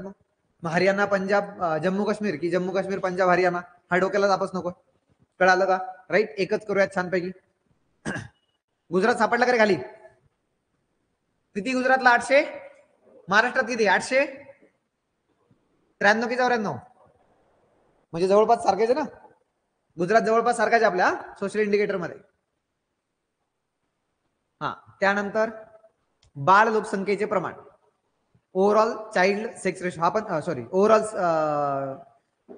लोकसंख्या, बाल लोकसंख्येचा वयोगट किती आहे? 0 to 6. का अनुभवायचा आहे हा 0 to 6 वयोगट? का बघायचा आहे मला वेगळा? का अभ्यास करायचा आहे? ट्रेंड लक्षात येतो, बालकांची लोकसंख्या किती आहे याच्यामुळे काय कळतं की आमचा लोकसंख्येचा पिरामिड कशा पद्धतीने बदलतो आहे. राईट, ठीक आहे. मग या केसमध्ये आमच्याकडे पुन्हा एकदा 2016 ची पूर्व परीक्षा राज्यसेवेची क्वेश्चन विचारला गेला. दोन्ही विधान बरोबर आहे. विधान काय आहे? भारतामध्ये 2001च्या तुलनेमध्ये काय झालेली आहे? घट झालेली आहे. आणि महाराष्ट्रामध्ये सुद्धा काय झालेली आहे? घट झालेली आहे. आता तुम्ही म्हणाल की सर इथं पण पाठ करायचं का? मी म्हणेल जास्तीत जास्त तुम्हाला वाटलं तर सर सगळा अभ्यास झाला पाठ करू का, तर 13.6 पाठ करा, अदरवाईज नाही झालं तरी चालेल. 13.6 नाही पाठ झालं तरी चालेल. आता 13.6च्या पुढचा प्रश्न आलेला, मी जो तो म्हटलं तुम्हाला बघा, राष्ट्रीय स्तरावर बाल लोकसंख्येच्या प्रमाणामध्ये ग्रामीण तसेच शहरी भागामध्ये घट दिसून येते. महाराष्ट्राच्या ग्रामीण तसेच शहरी भागामध्ये लोकसंख्येच्या वाढीच्या मध्ये बाल लोकसंख्येमध्ये घट दिसून येते. कळालं का? राईट. इतकं डिटेल चाललंय ना, डोकंच लावायचं नाही यांना. आपण काय पाठ केलं हे पण नाही पाठ केला मी. महाराष्ट्राचा डेटा सुद्धा पाठ नाही केला या केसमध्ये. मी फक्त 13.6 ला डोकं लावलेलं आहे, जर आलं तर. कळालं का? अदरवाईज ट्रेंड फिक्स आहे सर, घट होत आहे बाल लोकसंख्येमध्ये. क्लिअर. मग ग्रामीण तसेच शहरी भागामध्ये सुद्धा. क्लिअर इथपर्यंत? क्लिअर आहे. ठीक आहे, पुढे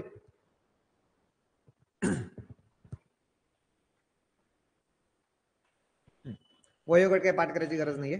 हा तुमचा ट्रॅडिशनल क्वेश्चन ज्योग्राफीमध्ये विचारला जाऊ शकतो, तुम्हाला पाठ पण झाला असावा. जनगणनेमध्ये नगरांची व्याख्या. आता ही नगरांची व्याख्या ही 71 ला पण तीच आहे, 81 ला पण तीच आहे, 91 ला पण तीच आहे, 2001 ला पण तीच आहे आणि 11 ला पण तीच आहे. ठीक आहे ना. त्यामुळे हे या 11 ला 81 ला असा 71 ला पाठ नका करू. ठीक आहे. आता कदाचित ती बदलावा लागेल, कारण की आपली डेन्सिटी आता सध्या किती आहे आपली, 2011 नुसार किती आहे, 382 आणि वाढ किती झाली, जवळपास 58 पॉईंटची.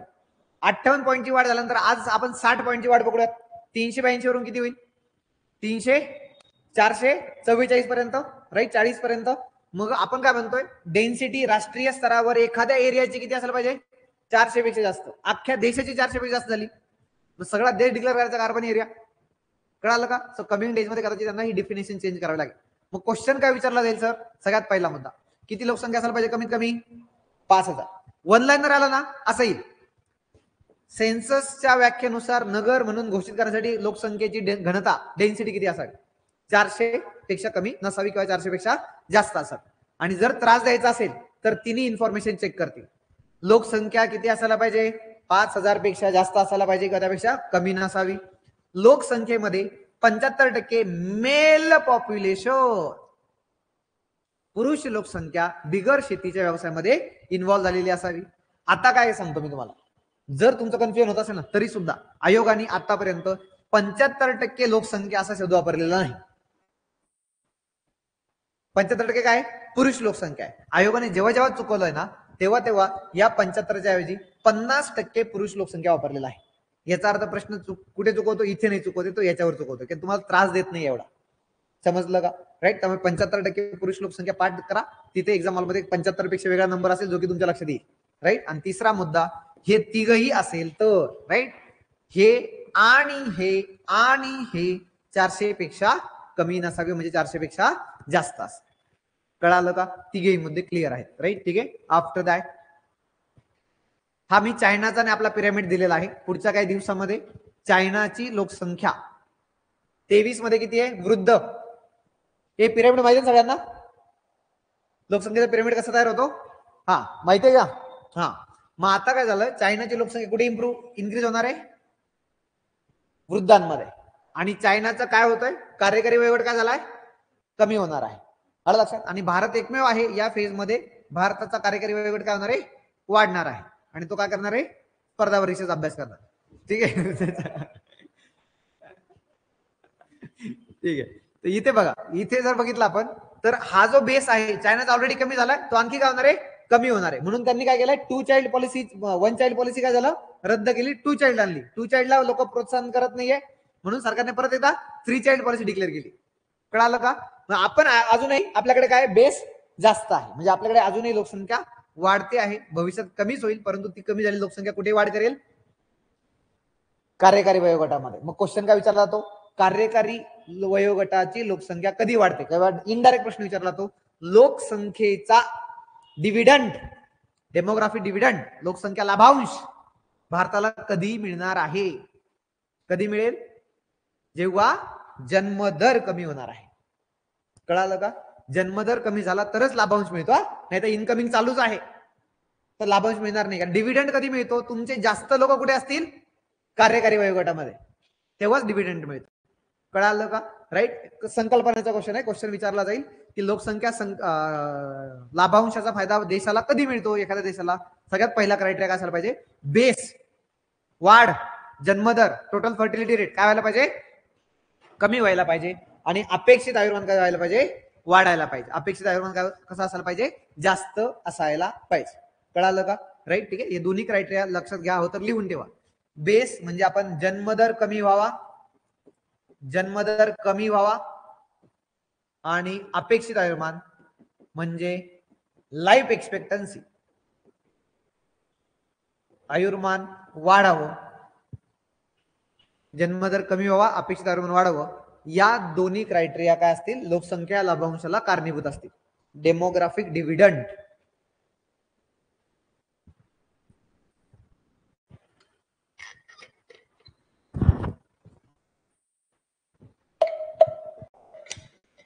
दोन्हीपैकी एकच विचारला तर हा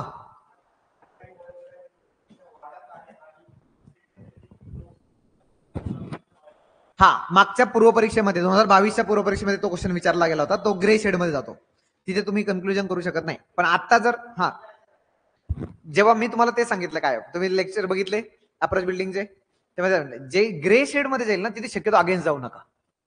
कळालं का? ते विधान बरोबर दिलेलं आहे आयोगाने, राईट. तर ते हे विधान कुठून असतात ना, ते विधान साधारणपणे तुमच्या वेगवेगळ्या रिपोर्ट्स मधून असतात.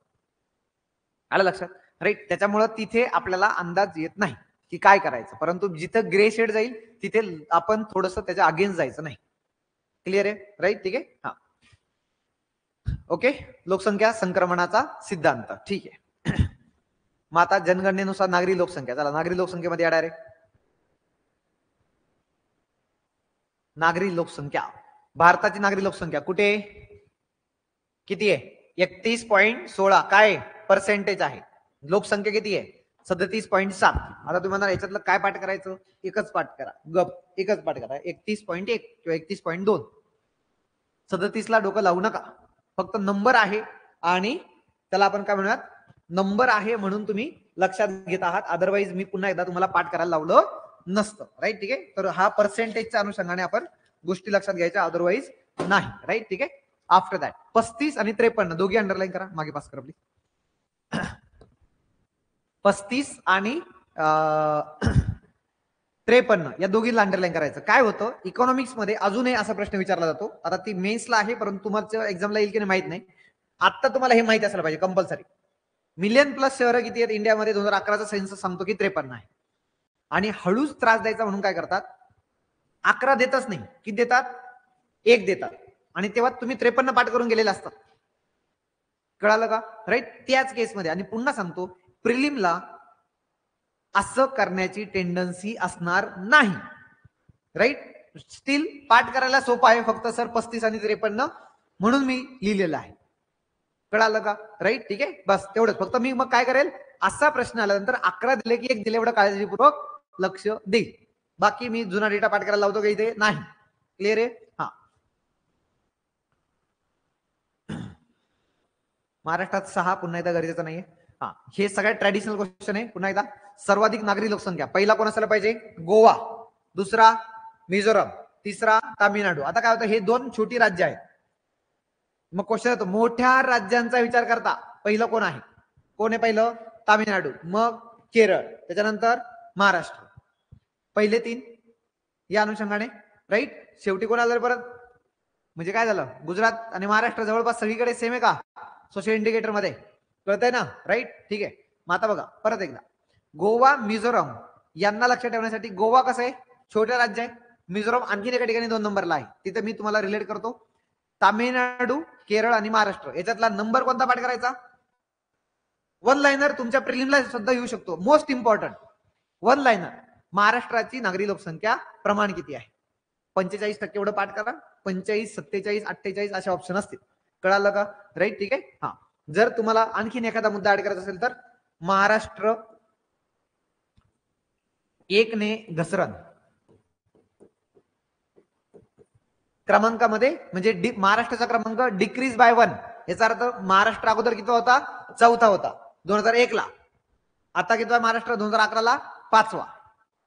ठीक आहे. आता सध्या महाराष्ट्रामध्ये हे 2011 ला किती आहे? 45 आहे. आता जवळपास 55 ते 60% लोकसंख्या महाराष्ट्राच्या अर्बन एरियामध्ये आहे आज. आलं लक्षात, राईट. ठीक आहे, म्हणजे आजचा अर्बन एरिया हा कदाचित उद्या आपण तामिळनाडू आणि केरळच्याही जवळ जाऊन बसलेला असू किंवा त्याच्याही पुढे गेलेलो असू. ठीक आहे, ओके. पुढे सगळ्यात जास्त टॉपची प्रायोरिटी काय? पहिला क्वेश्चन काय विचारला बघायचा, सर्वात जास्त नागरी लोकसंख्या एसटीआयच्या मेन्सला क्वेश्चन विचारला गेलाय 2015-16 ला.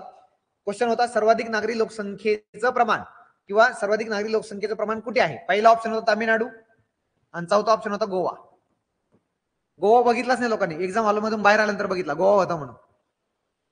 कळालं का? तेवढी काळजी घ्यायची आहे. राईट, ठीक आहे. हा, कमी अजिबात गरज नाहीये एक्झाम मध्ये लिहायची. कमी लोकसंख्येचं प्रमाण काहीच गरज नाहीये त्याचं. म्हणजे तुम्हाला पाठ काय कौतुक कशाचं आहे? कौतुक कशाचं असायला पाहिजे? जास्तीच. आलं लक्षात? त्यामुळे इथे प्रश्न विचारायला वाव नाहीये. राईट, ठीक आहे. लेट इट बी, राहू द्या. हा, सर्वात जास्त नागरी लोकसंख्या महाराष्ट्रामध्ये. प्रमाण म्हटलं की महाराष्ट्र 5वा आहे आणि लोकसंख्येचा नंबर म्हटलं की महाराष्ट्रामध्ये 1 नंबर आहे. राईट, का? कारण की एकूण लोकसंख्या किती आपली? 37.7 कोटी नागरी लोकसंख्या, बरोबर का? 37.7 पैकी 5 कोटी कुठे? महाराष्ट्रामध्ये. म्हणजे त्याचे किती आहे? 13%. परंतु हे 13% कृपया पाठ करू नका, ठीक आहे? नाहीतर मग 45 पण पाठ केलंय, 13 पण पाठ केलंय, काय कळायला मार्ग नाहीये. राईट, ठीक आहे. नंबर महाराष्ट्रामध्ये अर्बन एरियाचा अनुषंगाने विचार केला तर लोकसंख्येचा क्रमांक पहिला आहे. बस, खाली तामिळनाडू दुसरा आहे, युपी तिसरा आहे किंवा दुसरा तिसरा कोण आहे ते पाठ नाही करायचं. एकच मुद्दा, महाराष्ट्र पहिला आहे, संपलं. कळालं का? राईट, ठीक आहे. पुढे कमी नागरीवाली छानपैकी लाल लाईन मारा, गरजेची नाहीये. जास्त ग्रामीण, हा, महानगरे क्वेश्चन विचारला गेलेला आहे. सर्वाधिक लोकसंख्येची महानगरे. राईट, कोणते कोणते? सगळ्यात पहिलं क्लॉकवाईज सुरुवात करायची. कुठून? घड्याळाच्या काट्याच्या दिशेने सुरुवात करायची आहे. मुंबई, दिल्ली, कोलकाता, चेन्नई आणि पाहिजे तर बेंगळुरू ऍड करा. ठीक आहे, सोपं आहे. आणि क्वेश्चन ऑलरेडी आता मागच्या 2-3 वर्षापूर्वी क्वेश्चन विचारला गेलेला आहे. लोकसंख्येची महानगरे क्लॉकवाईज जायचं आहे आणि हे असंच पाठ करायचं रे, डोकं लावू नका जास्त.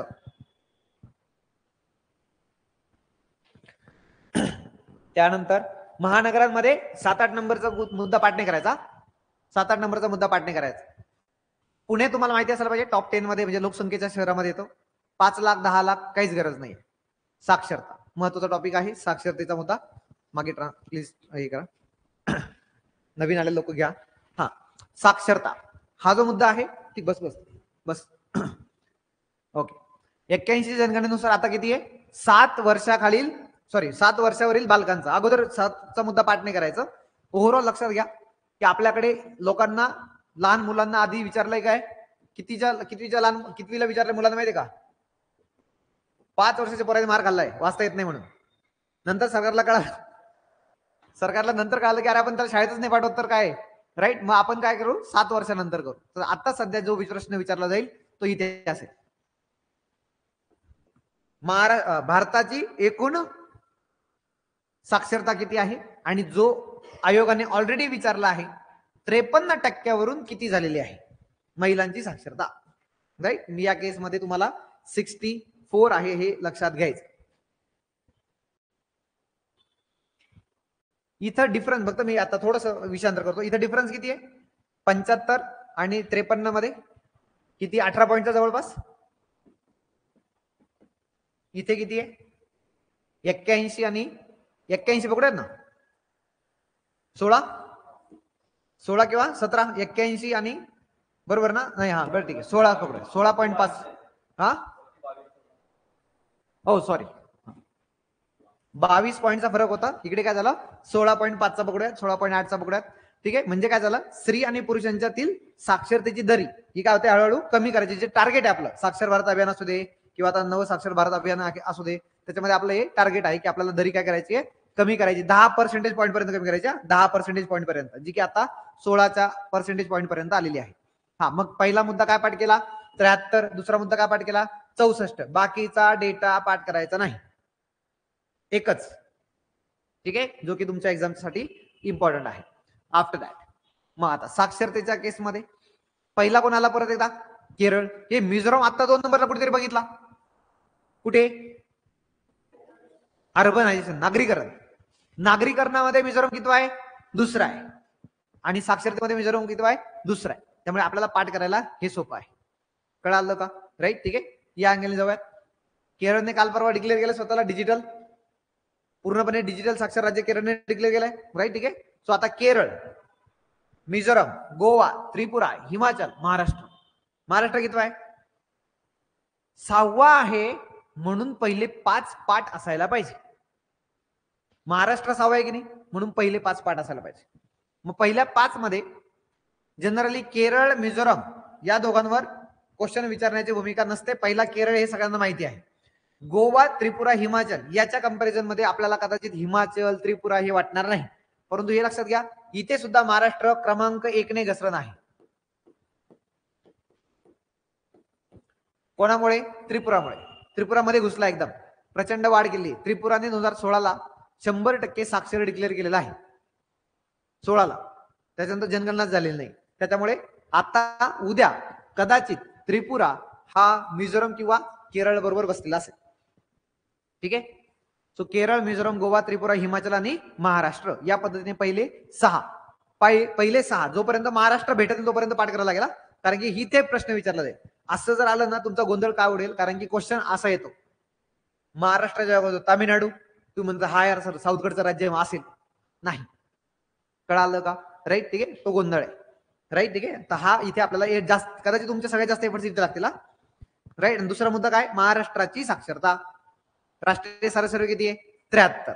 महाराष्ट्रात किती आहे? 82 म्हणून नाही पाठ झालं तरी चालेल, इट इज ओके. परंतु अर्बनायझेशनच्या अनुषंगाने 45 पाठ करायचा आहे. 45. ओके. चाइल्ड सेक्स रेशो पाठ करायचा आहे. ओव्हरऑल सेक्स रेशो पाठ करायचा आहे. डेन्सिटी पाठ करायची आहे. कळालं का? हा. पुढे इथं क्रम लक्षात घ्या, इथे नंबर पाठ करायची गरज नाही. आणि सर्वात कमी मध्ये कोण आहे?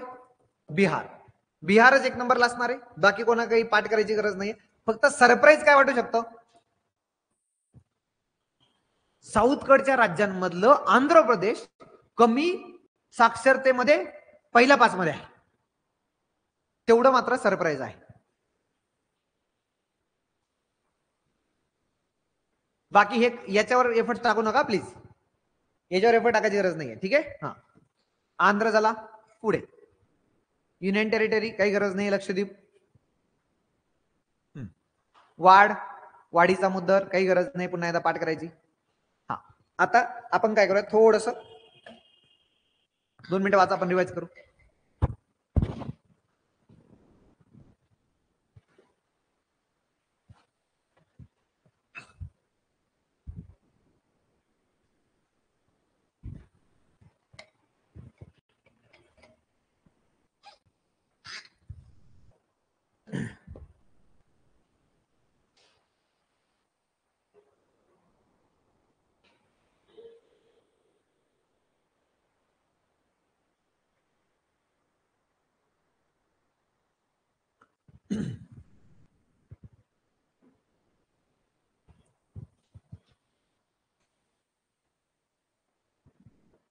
सर्वाधिक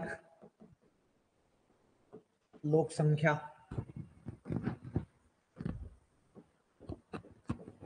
सर्वाधिक आणि कमी. जेव्हा तुमचा चार्ट बनेल तर या पद्धतीने बनवा. पुन्हा एकदा मी तुम्हाला पाठ करायला लावणार नाही सगळं, फक्त मला तुम्हाला रिलेट करायचं आहे. ठीक आहे. मग सांगा, पहिला मुद्दा सर्वाधिक लोकसंख्येचा राज्यांचा मुद्दा. राज्यांमध्ये पहिलं कोण आलं लोकसंख्येमध्ये? यूपी. दुसरा कोण आलं? महाराष्ट्र की यूपी बिहार आहे? महाराष्ट्रानंतर त्याच्यानंतर चौथा वेस्ट बेंगॉल. ठीक आहे. मी 5 पर्यंत पुश करायचा प्रयत्न करेन, झालं तर ठीक आहे, अदरवाइज लेट इट बी. 5वा कोण आहे? आंध्र प्रदेश. ठीक आहे. सर्वाधिक राज्य झाली. राईट. सर्वाधिक लोकसंख्येचे जिल्हे सांगा, बघायचं लगेच पटपट आहे नोट्स मध्ये तुमच्या.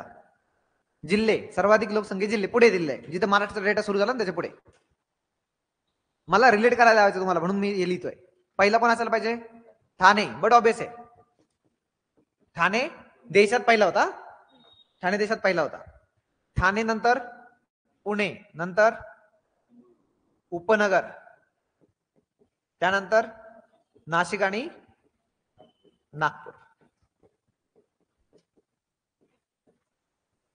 ठीक आहे. या पद्धतीने सर्वाधिक राज्य, सर्वाधिक जिल्हे, सर्वाधिक. ठीक आहे. मग सर्वात कमी, कमी वाला थोडासा गोंधळ उडणार आहे, परंतु मी पुन्हा सांगतो, मी लिमिट करणार आहे. कमी वाले सिमरन होती का रे?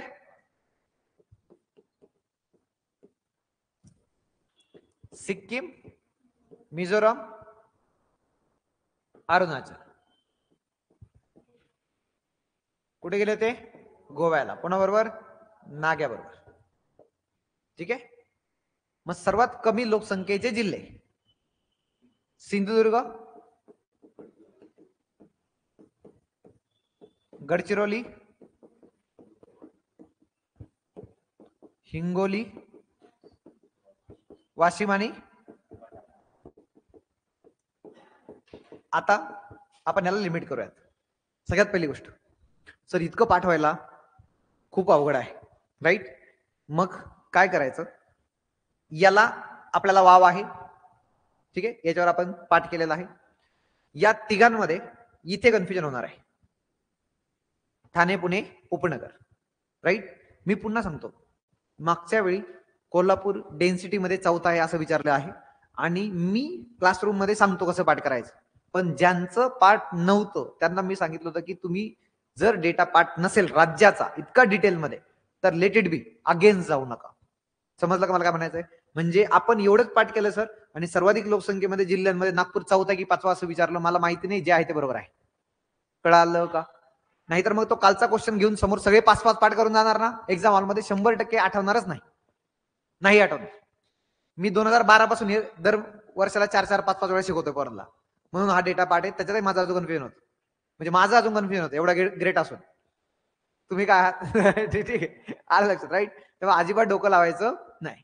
कळालं का? राईट, ठीक आहे. हा, जिथे कन्फ्युजन होणार तेवढा पाठ मी सांगतो. जिल्ह्यांच्या अनुषंगाने ठाणे, पुणे आणि उपनगर, राईट? उपनगर आणि पुणे या दोघांमध्ये उपनगरची एरिया कसा आहे? कसा आहे? छोटा आहे ना, परंतु मुंबई शहराचा भाग किंवा महानगरपालिकेचा भाग आहे म्हणून काय झाला? मोठा, राईट? परंतु या केसमध्ये इथे काय होतं? पुणे उपनगर मध्ये आपल्याला लक्षात घ्यायचं की लोकसंख्या आता स्थलांतरित झालेली आहे, त्यामुळे पुणे लोकसंख्या जास्त, मग उपनगर आहे. कळालं का इथपर्यंत? त्याच्यानंतर सिमरन सिक्कीम आहे म्हणून, सिमरन आहे म्हणून पाठ केलं. इथे अजिबात एकही पाठ करू नका, चला द्या सोडून, एकही करू नका, राईट? आणि लईच भीती वाटली, सॉरी एवढं कसं सोडून देऊ? सिंधुदुर्ग सर्वात कमी लोकसंख्या, ठीक आहे, बस इनफ आहे.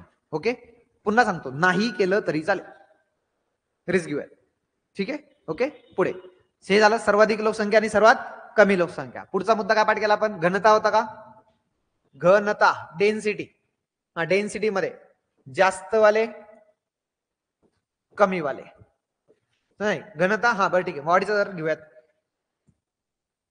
वाढीचा दर, decadal growth rate, decadal growth rate.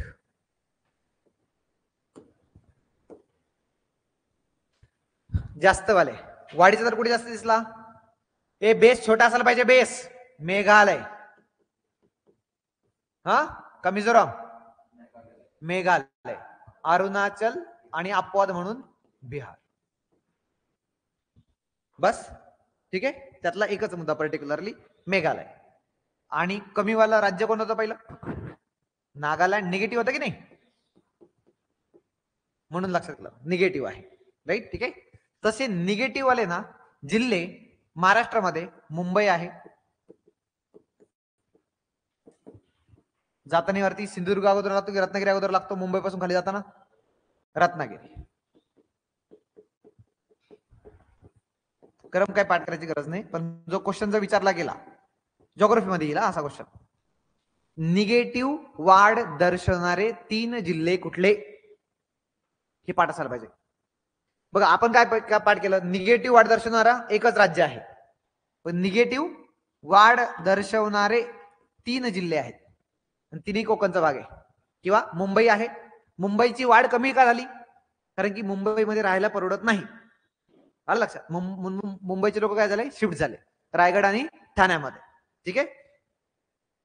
Ratnagiri आणि सिंधुदुर्ग तुम्हाला सगळ्यांना माहिती आहे, सेक्स रेशो सुद्धा त्याचं कसं आहे? कमी आहे. का? कारण की लोक तिथले ऑलरेडी काय स्थलांतरित आहे, त्यामुळे ग्रोथ कशी दिसली? निगेटिव्ह. बाकी कोणता जिल्हा निगेटिव्ह ग्रोथ रेट दर्शवणार नाही. कळालं? एवढंच पाठ करायचं आपल्याला.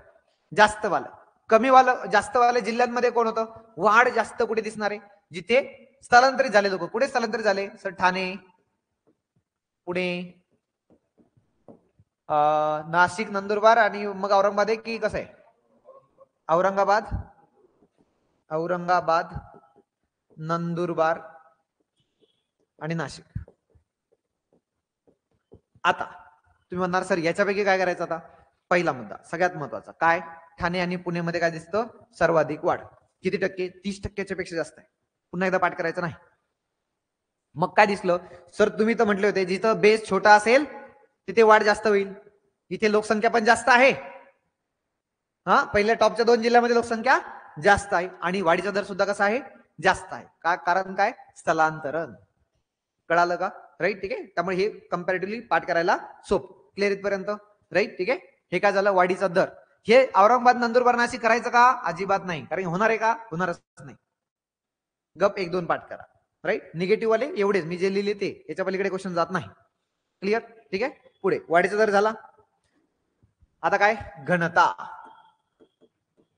डेन्सिटी. मग काय इथे? जास्त आणि कमी. सांगा जास्त वाले. पहिला डेन्सिटी सगळ्यात जास्त कोणाची होती?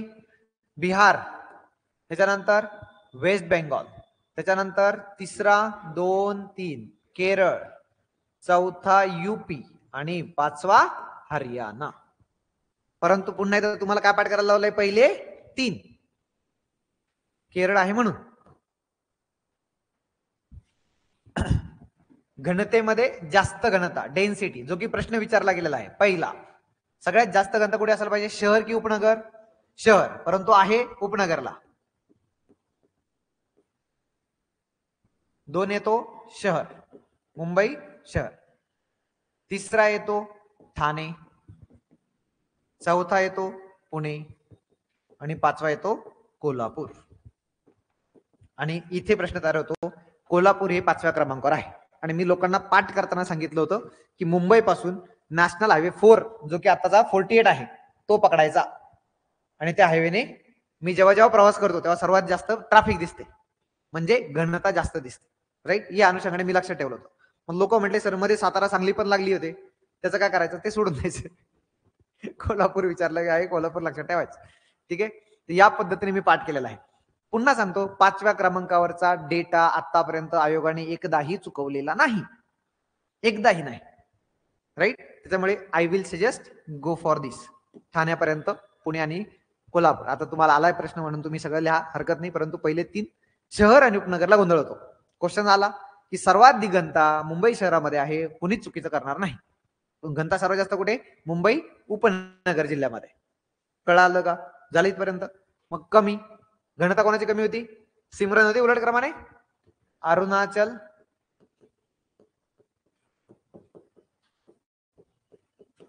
मिझोराम आणि सिक्कीम कमी वाली. राईट, मी इकडे कमी कुठे असणार आहे? जिल्हे, जिल्हे सांगा. सगळ्यात पहिली कमी घनता गडचिरोली. तिकडे कुठे होती? 17 पाठ केली ना रे. तिकडे अरुणाचलची 17, इकडे काय? गडचिरोली. हे काय? अति पूर्वेकडचा भाग. इकडे काय? पूर्वेकडचा भाग. कळालं का? या पद्धतीने लक्षात ठेवायचं. राईट, ठीक आहे. गडचिरोली. नंतर 2 आणि 3 काय? सिंधुदुर्ग आहे, चंद्रपूर आहे का? झालं पाठ तर ठीक आहे, नाही तर करायचंच नाही. आपल्याला एकच पाठ करायचं, गडचिरोली. केंद्रामध्ये अति पूर्वेकडचा राज्य म्हणून अरुणाचल, महाराष्ट्रामध्ये अति पूर्वेकडचा जिल्हा म्हणून गडचिरोली. डेन्सिटी कमी आहे. झालं इथपर्यंत? राईट. इथे काय करायचं? घनतेचा मुद्दा. महाराष्ट्रामध्ये किती आहे? महाराष्ट्रामध्ये आणि नॅशनल लेवलला महाराष्ट्रात घनता किती आहे? 365. इकडे किती आहे? 382. राईट, ठीक आहे. वाढीचा दर किती आहे? डिकेडल ग्रोथ रेट महाराष्ट्रामध्ये किती आहे? 16%. इकडे किती आहे नॅशनल लेवलला? 17.7%. 5 नाही, हा 17.5% जगाच्या तुलनेमध्ये भारताची लोकसंख्या आहे. ठीक आहे. आफ्टर दॅट डेन्सिटी झालं. मग आता सेक्स रेशो, लिंग गुणोत्तर. हा, महाराष्ट्रामध्ये किती आहे? 929. कितीची वाढ आहे? +7. इंडियामध्ये किती आहे? 943. कितीची वाढ आहे? +10. जास्त आणि कमी. लिंग गुणोत्तर सर्वाधिक कुठे होतं? जिल्हा राज्यांचा विचार करता केरळ. 2 नंबरला कोण आहे? केरळ नंतर हे मिझोराम 2 नंबरला फक्त शहरीकरण आणि साक्षरतेमध्ये आहे. आपण लिंग गुणोत्तरामध्ये साऊथकडची राज्य पकडली आहे, राईट? केरळ, तामिळनाडू आणि आंध्र प्रदेश. बस केरळ पाठ झालं तरी चालेल, ठीक आहे. लिंग गुणोत्तर जास्त असण्याचं प्रमाण महाराष्ट्रातल्या कोणत्या जिल्ह्यामध्ये असेल? जिथे जास्त आहे तिथे स्थलांतर लक्षात ठेवायचं. स्थलांतर मग कुठे? रत्नागिरी की सिंधुदुर्ग? रत्नागिरी, सिंधुदुर्ग. पुढचे सांगा. गोंदिया, सातारा, सातारा आणि भंडारा ना?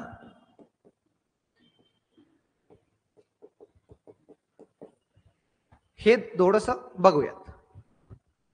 हा एक पॅच आहे रत्नागिरी सिंधुदुर्गचा आणि गोंदिया भंडाराचा एक पॅच आहे जिथे की जास्त आहे. मग पुन्हा एकदा मी जेव्हा जॉग्राफीच्या अंगेने पाठ केले तेव्हा, अदरवाईज तुम्हाला काय पाठ करायचंय? रत्नागिरी आणि सिंधुदुर्ग. कळालं का? राईट. त्याच्यानंतर कमीवाले लिंग गुणोत्तर कमी. कमी कोण होते इकडे? सर्वात कमी हरियाणा होता, बरोबर ना? इकडे कोण असणार आहे जिल्ह्यांमध्ये? लिंग गुणोत्तर. लिंग गुणोत्तर कशामुळे कमी होणार आहे? इकडे कशामुळे वाढलंय? स्थलांतरामुळे. इकडे कशामुळे कमी होणार आहे? कळालं का? राईट. म्हणजे इकडे वाढलेला आहे ना, त्यामुळे इकडे कमी दिसणार आहे. इकडे कुठे दिसणार आहे? मुंबई शहर, उपनगर, ठाणे, पुणे आणि बीड. का बीड? चाइल्ड सेक्स रेशो मध्ये टॉपला आहे आणि ओव्हरऑल सेक्स रेशो मध्ये पहिल्या 5 मध्ये आहे. कळालं का? हे शहरीकरण स्थलांतरण या अनुषंगाने पहिले 5 पाठ व्हायला काही प्रॉब्लेम नाही. म्हणजे जसं कोल्हापूरचा क्वेश्चन आला तसं आपण असं एक्सपेक्ट करू शकतो त्या लाईनवर. परंतु पुन्हा एकदा 5 पर्यंत पाठ होण्याची काही गॅरंटी नाही सर. ओके, काही प्रॉब्लेम नाही. क्लिअर आहे? ठीक आहे. हा,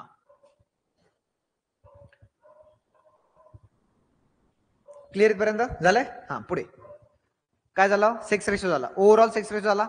आता चाइल्ड सेक्स रेशो.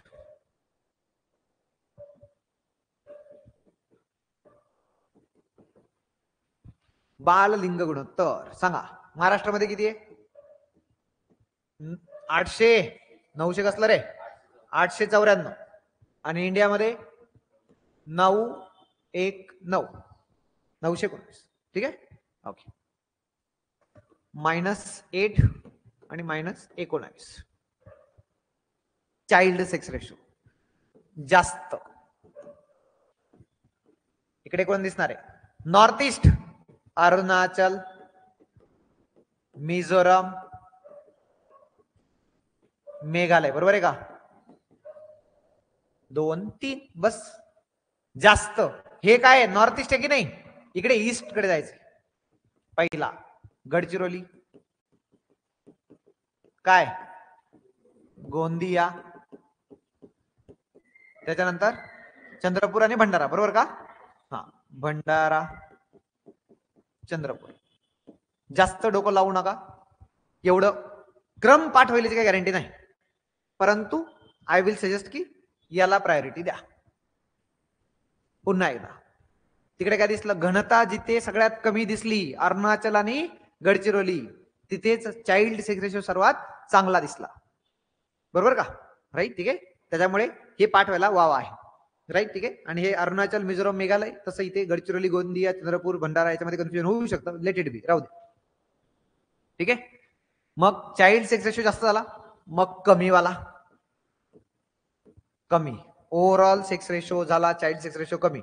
कमी कमी हरियाणा. परत एकच पाठ केला. पण इथे कोण दिसणार आहे? बीड, दुसरं जळगाव, तिसरं नगर आहे का रे? त्याच्यानंतर बुलढाणा आणि surprise Kolhapur. Child sex ratio सर्वाधिक वाईट असणाऱ्या जिल्ह्यांमध्ये कोल्हापूर आहे. राईट. कोल्हापूर आहे आणि कोल्हापूर मधूनच प्रोग्राम सुरू झालेला. मी तुम्हाला सांगितलं नाही, आता याच्याकडे भाग नाही देतो. सेव्ह द बेबी गर्ल नावाचं एक कॅम्पेन आहे, जिथे की सोनोग्राफी मशीन सगळ्या तुम्ही कलेक्टर ऑफिसमध्ये एका ठिकाणी जोडलेल्या आहेत. कलेक्टर ऑफिसमध्ये पकडा किंवा कुठेतरी अथॉरिटी आहे तिथे जोडलेल्या आहेत.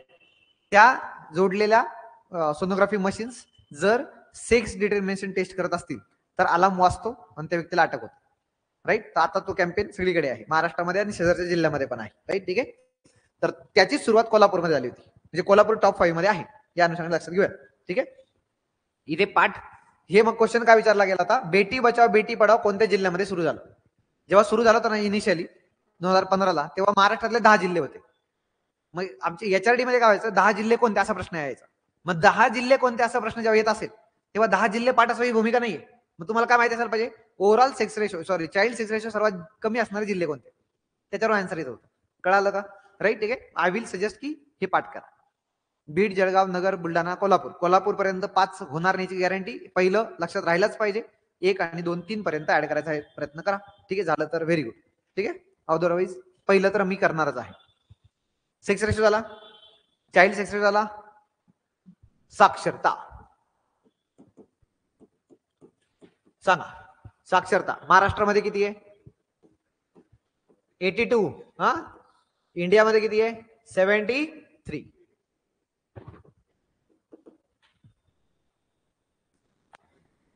सर्वाधिक पहिला साक्षरता सर्वात जास्त कोण सापडलं? केरळ, मिझोरम, त्याच्यानंतर रे गोवा, त्रिपुरा, हिमाचल प्रदेश, आणि 6वा आहे म्हणून 6 सुद्धा पाठ करायचा. महाराष्ट्राचा क्रमांक किती आहे? 6वा आहे, पाठ करायचा आहे. राईट. ठीक आहे. महाराष्ट्रापर्यंत 4 आणि 5. सर्वाधिक साक्षरतेच्या जिल्ह्यांचा विचार करता पहिलं कोणतं येत आहे? मुंबई शहर की उपनगर? अगोदर आयडियली कोणतं वाटेल? शहर, परंतु आहे कुठे? उपनगर. मुंबई शहर, मुंबई शहर, मुंबई उपनगर. याच्यानंतर सर्वात जास्त साक्षरता असणाऱ्या जिल्ह्यांमध्ये विदर्भाचे जिल्हे येतात, नागपूर, अकोला आणि अमरावती.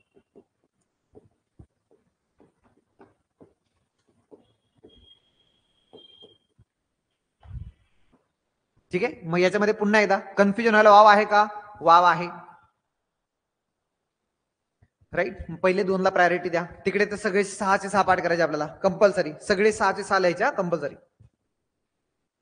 साक्षरता झाली. कमी साक्षर असणारे पहिला कोण सापडला आपल्याला? बिहार, राजस्थान आणि झारखंड. बिहारच लक्षात ठेवू. कमीवाला सॉरी बिहार अरुणाचल आहे का? अरुणाचल नंतर ओके ठीक आहे. कमीवाली मी बिहारलाच पाठ करायला लावेल, बाकी नाही. त्याच्यानंतर साक्षरता सांगा. साक्षरतेमध्ये काय लक्षात ठेवणार आहे? कमीवाले जिल्हे. आता सगळ्यात जास्त कुठे सापडली? मुंबई शहर आणि उपनगरला. आता इथे 2 कन्फ्युजन येणार आहे. तर पहिला नंदुरबार येईल की गडचिरोली येईल? तर लक्षात ठेवायचं, साक्षरतेचा मुद्दा हा विदर्भामध्ये चांगल्या पद्धतीने आहे, कारण की पहिल्या 3 जिल्ह्यामध्ये काय, पहिल्या 5 मध्ये 3 कोणते सापडतात? विदर्भातले. त्यामुळे गडचिरोली आणि नंदुरबार यांचं कंपॅरिझन जर व्हायचं असेल तर गडचिरोली मी काढून टाकेल, कारण की विदर्भातला आहे. म्हणून मग पहिला कोणता यायला पाहिजे? नंदुरबार.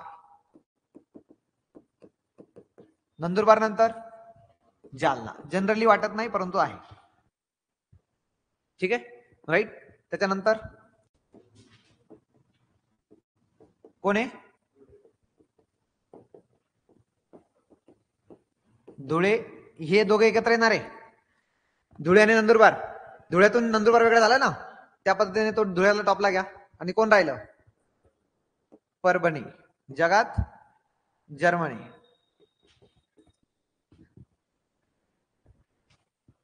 ठीक आहे. आता हे मी त्यावेळी केलेले पाठ, परंतु आता तुमची डिमांड नाहीये, फक्त कन्फ्युजन या दोघांमध्ये असेल, गडचिरोली नंदुरबार मध्ये. तर गडचिरोली नंदुरबारच्या अनुषंगाने लक्षात घ्या, गडचिरोलीला विदर्भामध्ये साक्षरतेच्या अनुषंगाने प्रायोरिटी आहे, त्यामुळे गडचिरोली कंपॅरेटिव्हली टॉपला येणार आहे. नंदुरबार या दोघांमध्ये कन्फ्युजन होईल. ठीक आहे. मग आता याच पद्धतीने नागरीकरण अर्बनायझेशन सांगा. महाराष्ट्रामध्ये प्रमाण किती आहे? 45. इंडियामध्ये किती आहे? 32 किंवा 31.16. ठीक आहे. मग सर्वाधिक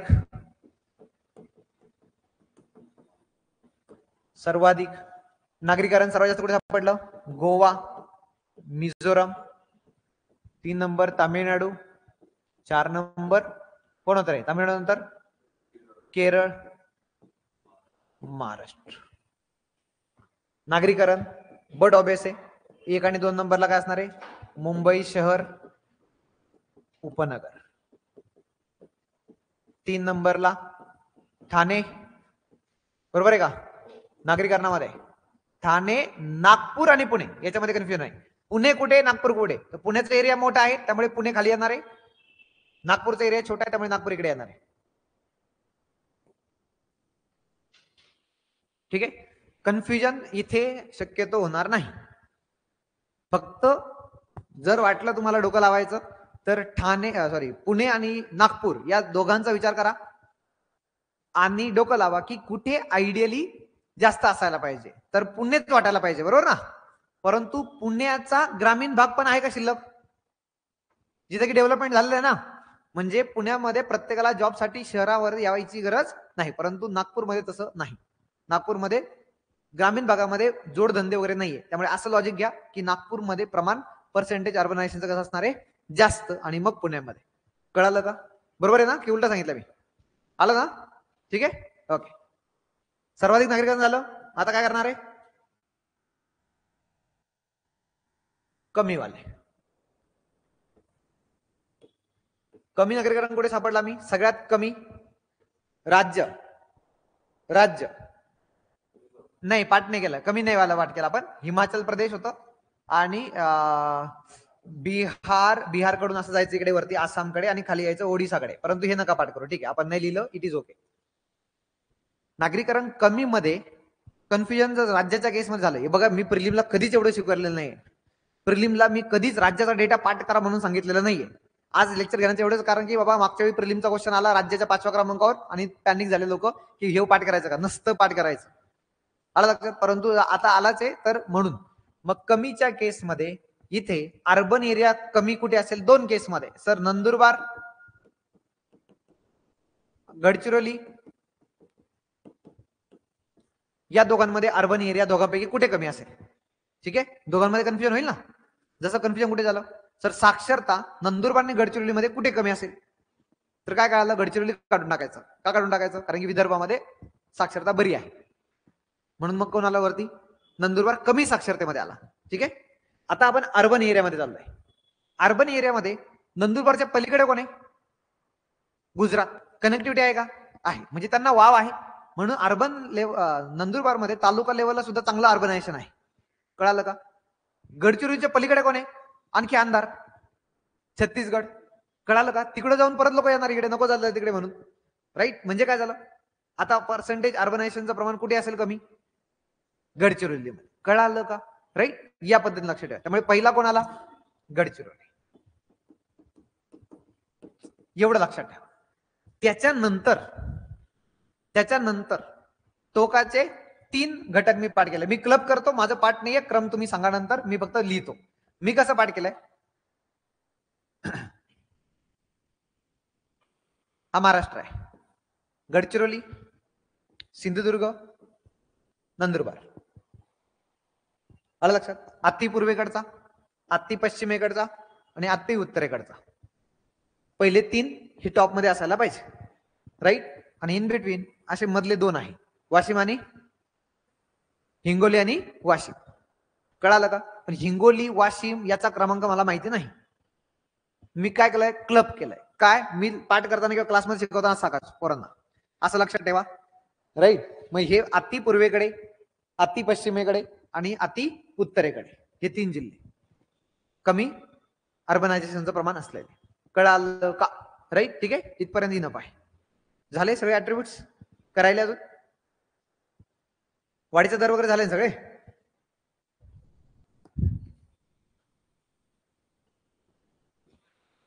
नंदुरबार आहे ना त्याच्यामध्ये टॉप मध्ये? हा, आपल्याला काय पाठ करायचंय? गडचिरोली की नंदुरबार पहिला? गडचिरोली पहिला.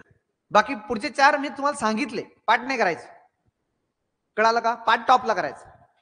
क्लिअर इथपर्यंत?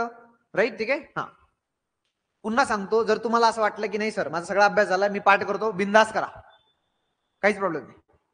राईट, पण तुम्हाला असं वाटलं पाहिजे की सगळा अभ्यास झाला म्हणून. हा, पुढे. ठीक आहे, या लोकसंख्या धोरणावर या. 2 मिनिटांमध्ये एवढं थांब घेऊया.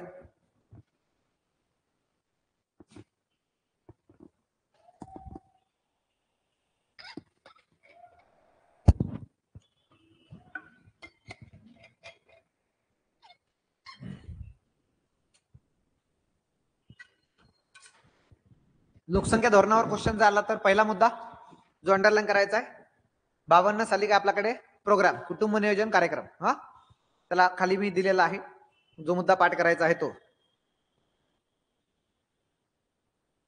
पुढच्या पेजवर. पहिल्या पंचवार्षिक योजनेमध्ये 1952 ला कुटुंब नियोजन कार्यक्रम सुरू करणारा भारत पहिला देश आहे. हा सगळीकडे क्वेश्चन येतो, तुमच्या इकॉनॉमिक्स मध्ये सुद्धा येईल. असं नाही आलेलं कुठे. हे टेस्ट सिरीज सोडून द्या, आतापर्यंत हे काही नाही आलेलं. टेस्ट सिरीज वाले बऱ्याच वेळा मी किती हुशार ते दाखवायचा प्रयत्न असतो, ते गरज नाहीये. आलं लक्षात? नॉनसेन्स विचार करू नका. आतापर्यंत एकदा या आयोगाने विकसनशील पैकी पहिला की विकसित पैकी पहिला? आता विकसनशील पैकी सांग बरं तू. आपण विकसनशील मध्ये जाऊ, तर आता तसा विचार करायचा नाही, गरज नाही. वर्ल्ड मध्ये पहिला आहोत, त्यामुळे काहीच प्रॉब्लेम नाही. का पहिला आहोत? आपल्याला गरज जास्त. आलं लक्षात? राईट, ठीक आहे, तसला विचार नका करू प्लीज. हा, आता डायरेक्ट 77 आणि 78 सोडून द्यायचं, डायरेक्ट कुठे जायचं?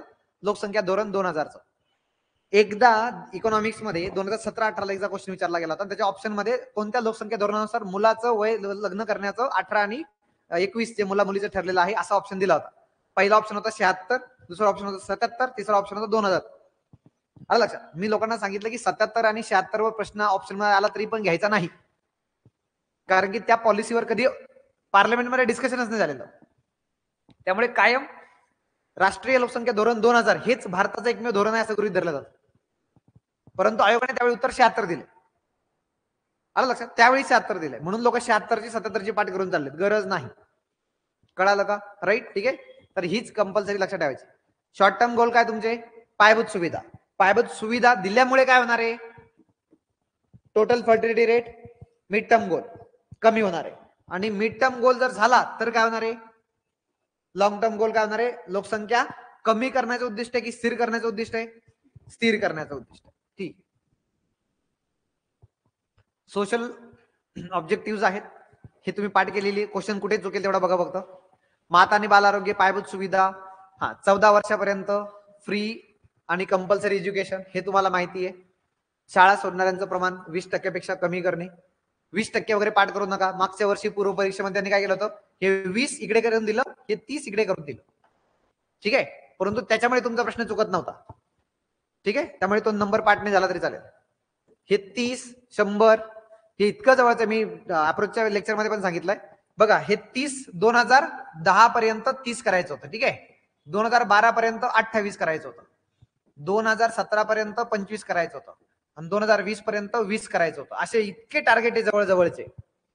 त्याच्यामुळे ह्या 20-28 वर कधीच प्रश्न येत नाही. जेव्हा जेव्हा आयोगाने प्रश्न विचारलेला आहे या 30ला बरोबरच करून दिलेला आहे.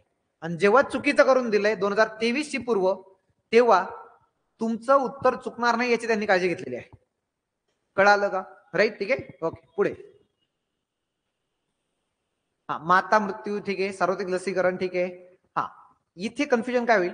मुलींना उशिरा लग्न करण्यासाठी प्रोत्साहित करणे, वय वर्ष 18 पेक्षा कमी नसेल आणि वय वर्ष 21 पेक्षा जास्त नसेल किंवा त्यापेक्षा कमी नसेल, त्याला प्रोत्साहन द्यायचं. 21 आलं की लोक म्हणले सर बरोबर असेल. कशाला बरोबर असेल हे तुम्हाला पाठ असायला पाहिजे, ज्या फॅक्ट्स आहे. कळालं का? राईट, ठीक आहे. 20 वर्षापेक्षा जास्त असावे असं म्हटलेलं आहे. तर हे तुम्हाला आता जेव्हा 2015ला क्वेश्चन विचारला गेला, इथे दिलं पॉलिसीमध्ये असं मेन्शन केलेलं आहे की मुलींना उशिरा लग्न करण्यासाठी कायदेशीर तरतूद करावी. आहे का असं काही? आहे का आता काही? नाही. सरकारचं जे प्रपोजल सांगितलं मी तुम्हाला याच्या पॉलिटीच्या लेक्चर मध्ये, सरकारचं प्रपोजल काय आता? दोघांचं वय वर्ष 21 करायचं. एक करंट मध्ये क्वेश्चन टाकला होता मी टेस्ट सिरीज मध्ये. 21 करायचं. दोघांचं वय वर्ष किती करायचं आहे? 21 करायचं. नॅशनल ह्युमन राईट कमिशन आणि नॅशनल लॉ कमिशन दोघं काय म्हणताय? दोघांचं वय किती करायचं? 18 करायचं. सरकार म्हणतं की नाही, दोघांचं वय वर्ष 21 करूया. उलट चाललंय सरकार. ठीक आहे, ओके. त्यानंतर 80% संस्थात्मक प्रसूती आणि 100% कुशलदाईद्वारे. 100% सगळ्यांचा पाठ आहे. मग इथे प्रश्न येतो, नोंदणी अनिवार्य आहे, अनिवार्याच्या ऐवजी काय करतात? 100% देतात. मग तेव्हा असं वाटायला नाही सर 100% मी एकाच ठिकाणी बघितलं, अनिवार्य म्हणजे 100%च आहे.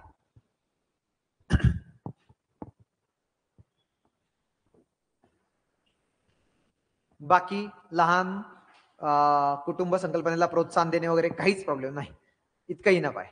याच्यामध्ये फक्त एकच संकल्पना राहील, तेवढे 2 मुद्दे मी घेतो आणि मग आपण माझं एक छोटस डिस्कशन रेकॉर्ड करायचं राहिले. मी म्हटलं तुमच्या बरोबरच रेकॉर्ड करेल. हा,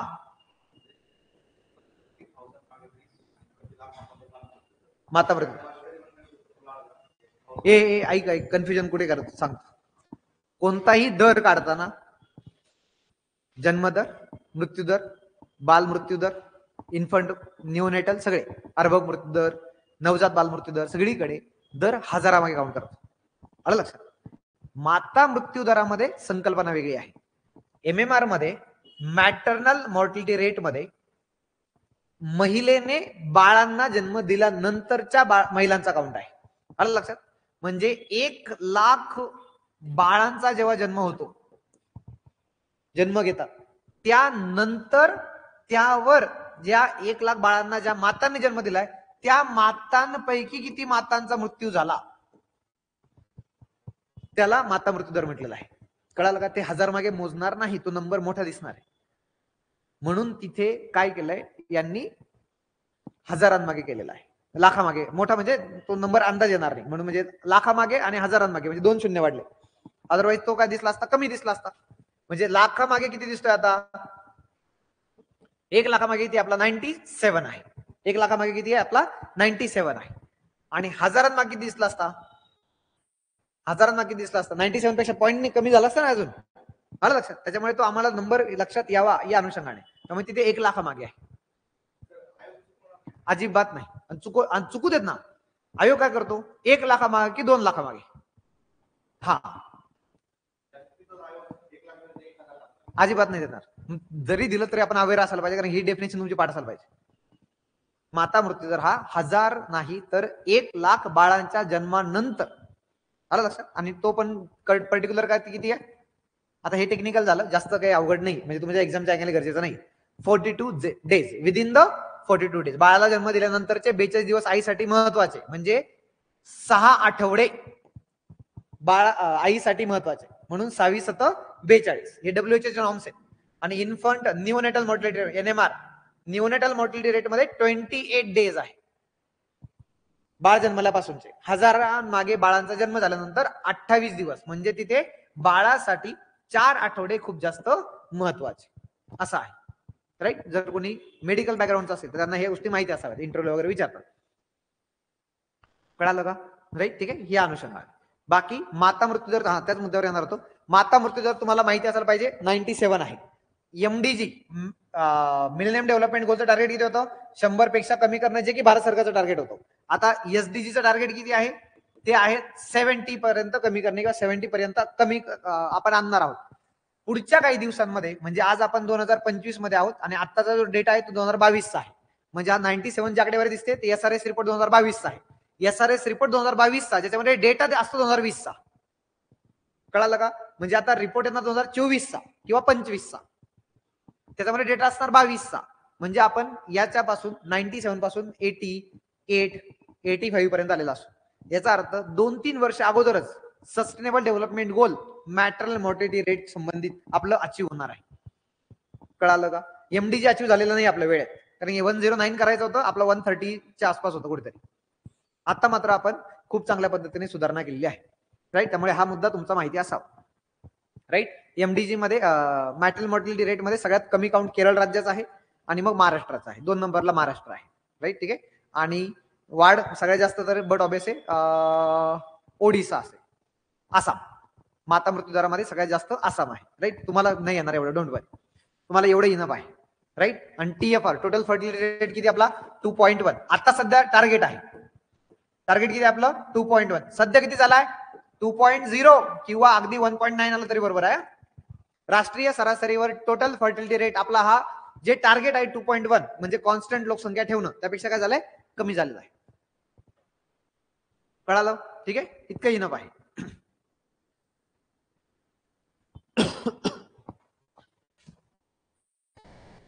ऐक ना, ऑनलाईनला ना यांना पण चालू ठेवावं, तर मला हे परत लावता येईल का? ते सिरीज त्याच्यामध्ये टाकायचं होतं.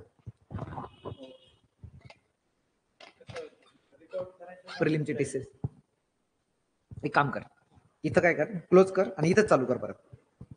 मग मी मॅडमला तो व्हिडिओ तिकडे बॅक हे टाकायला लावतो. क्लोज कर आणि परत चालू कर.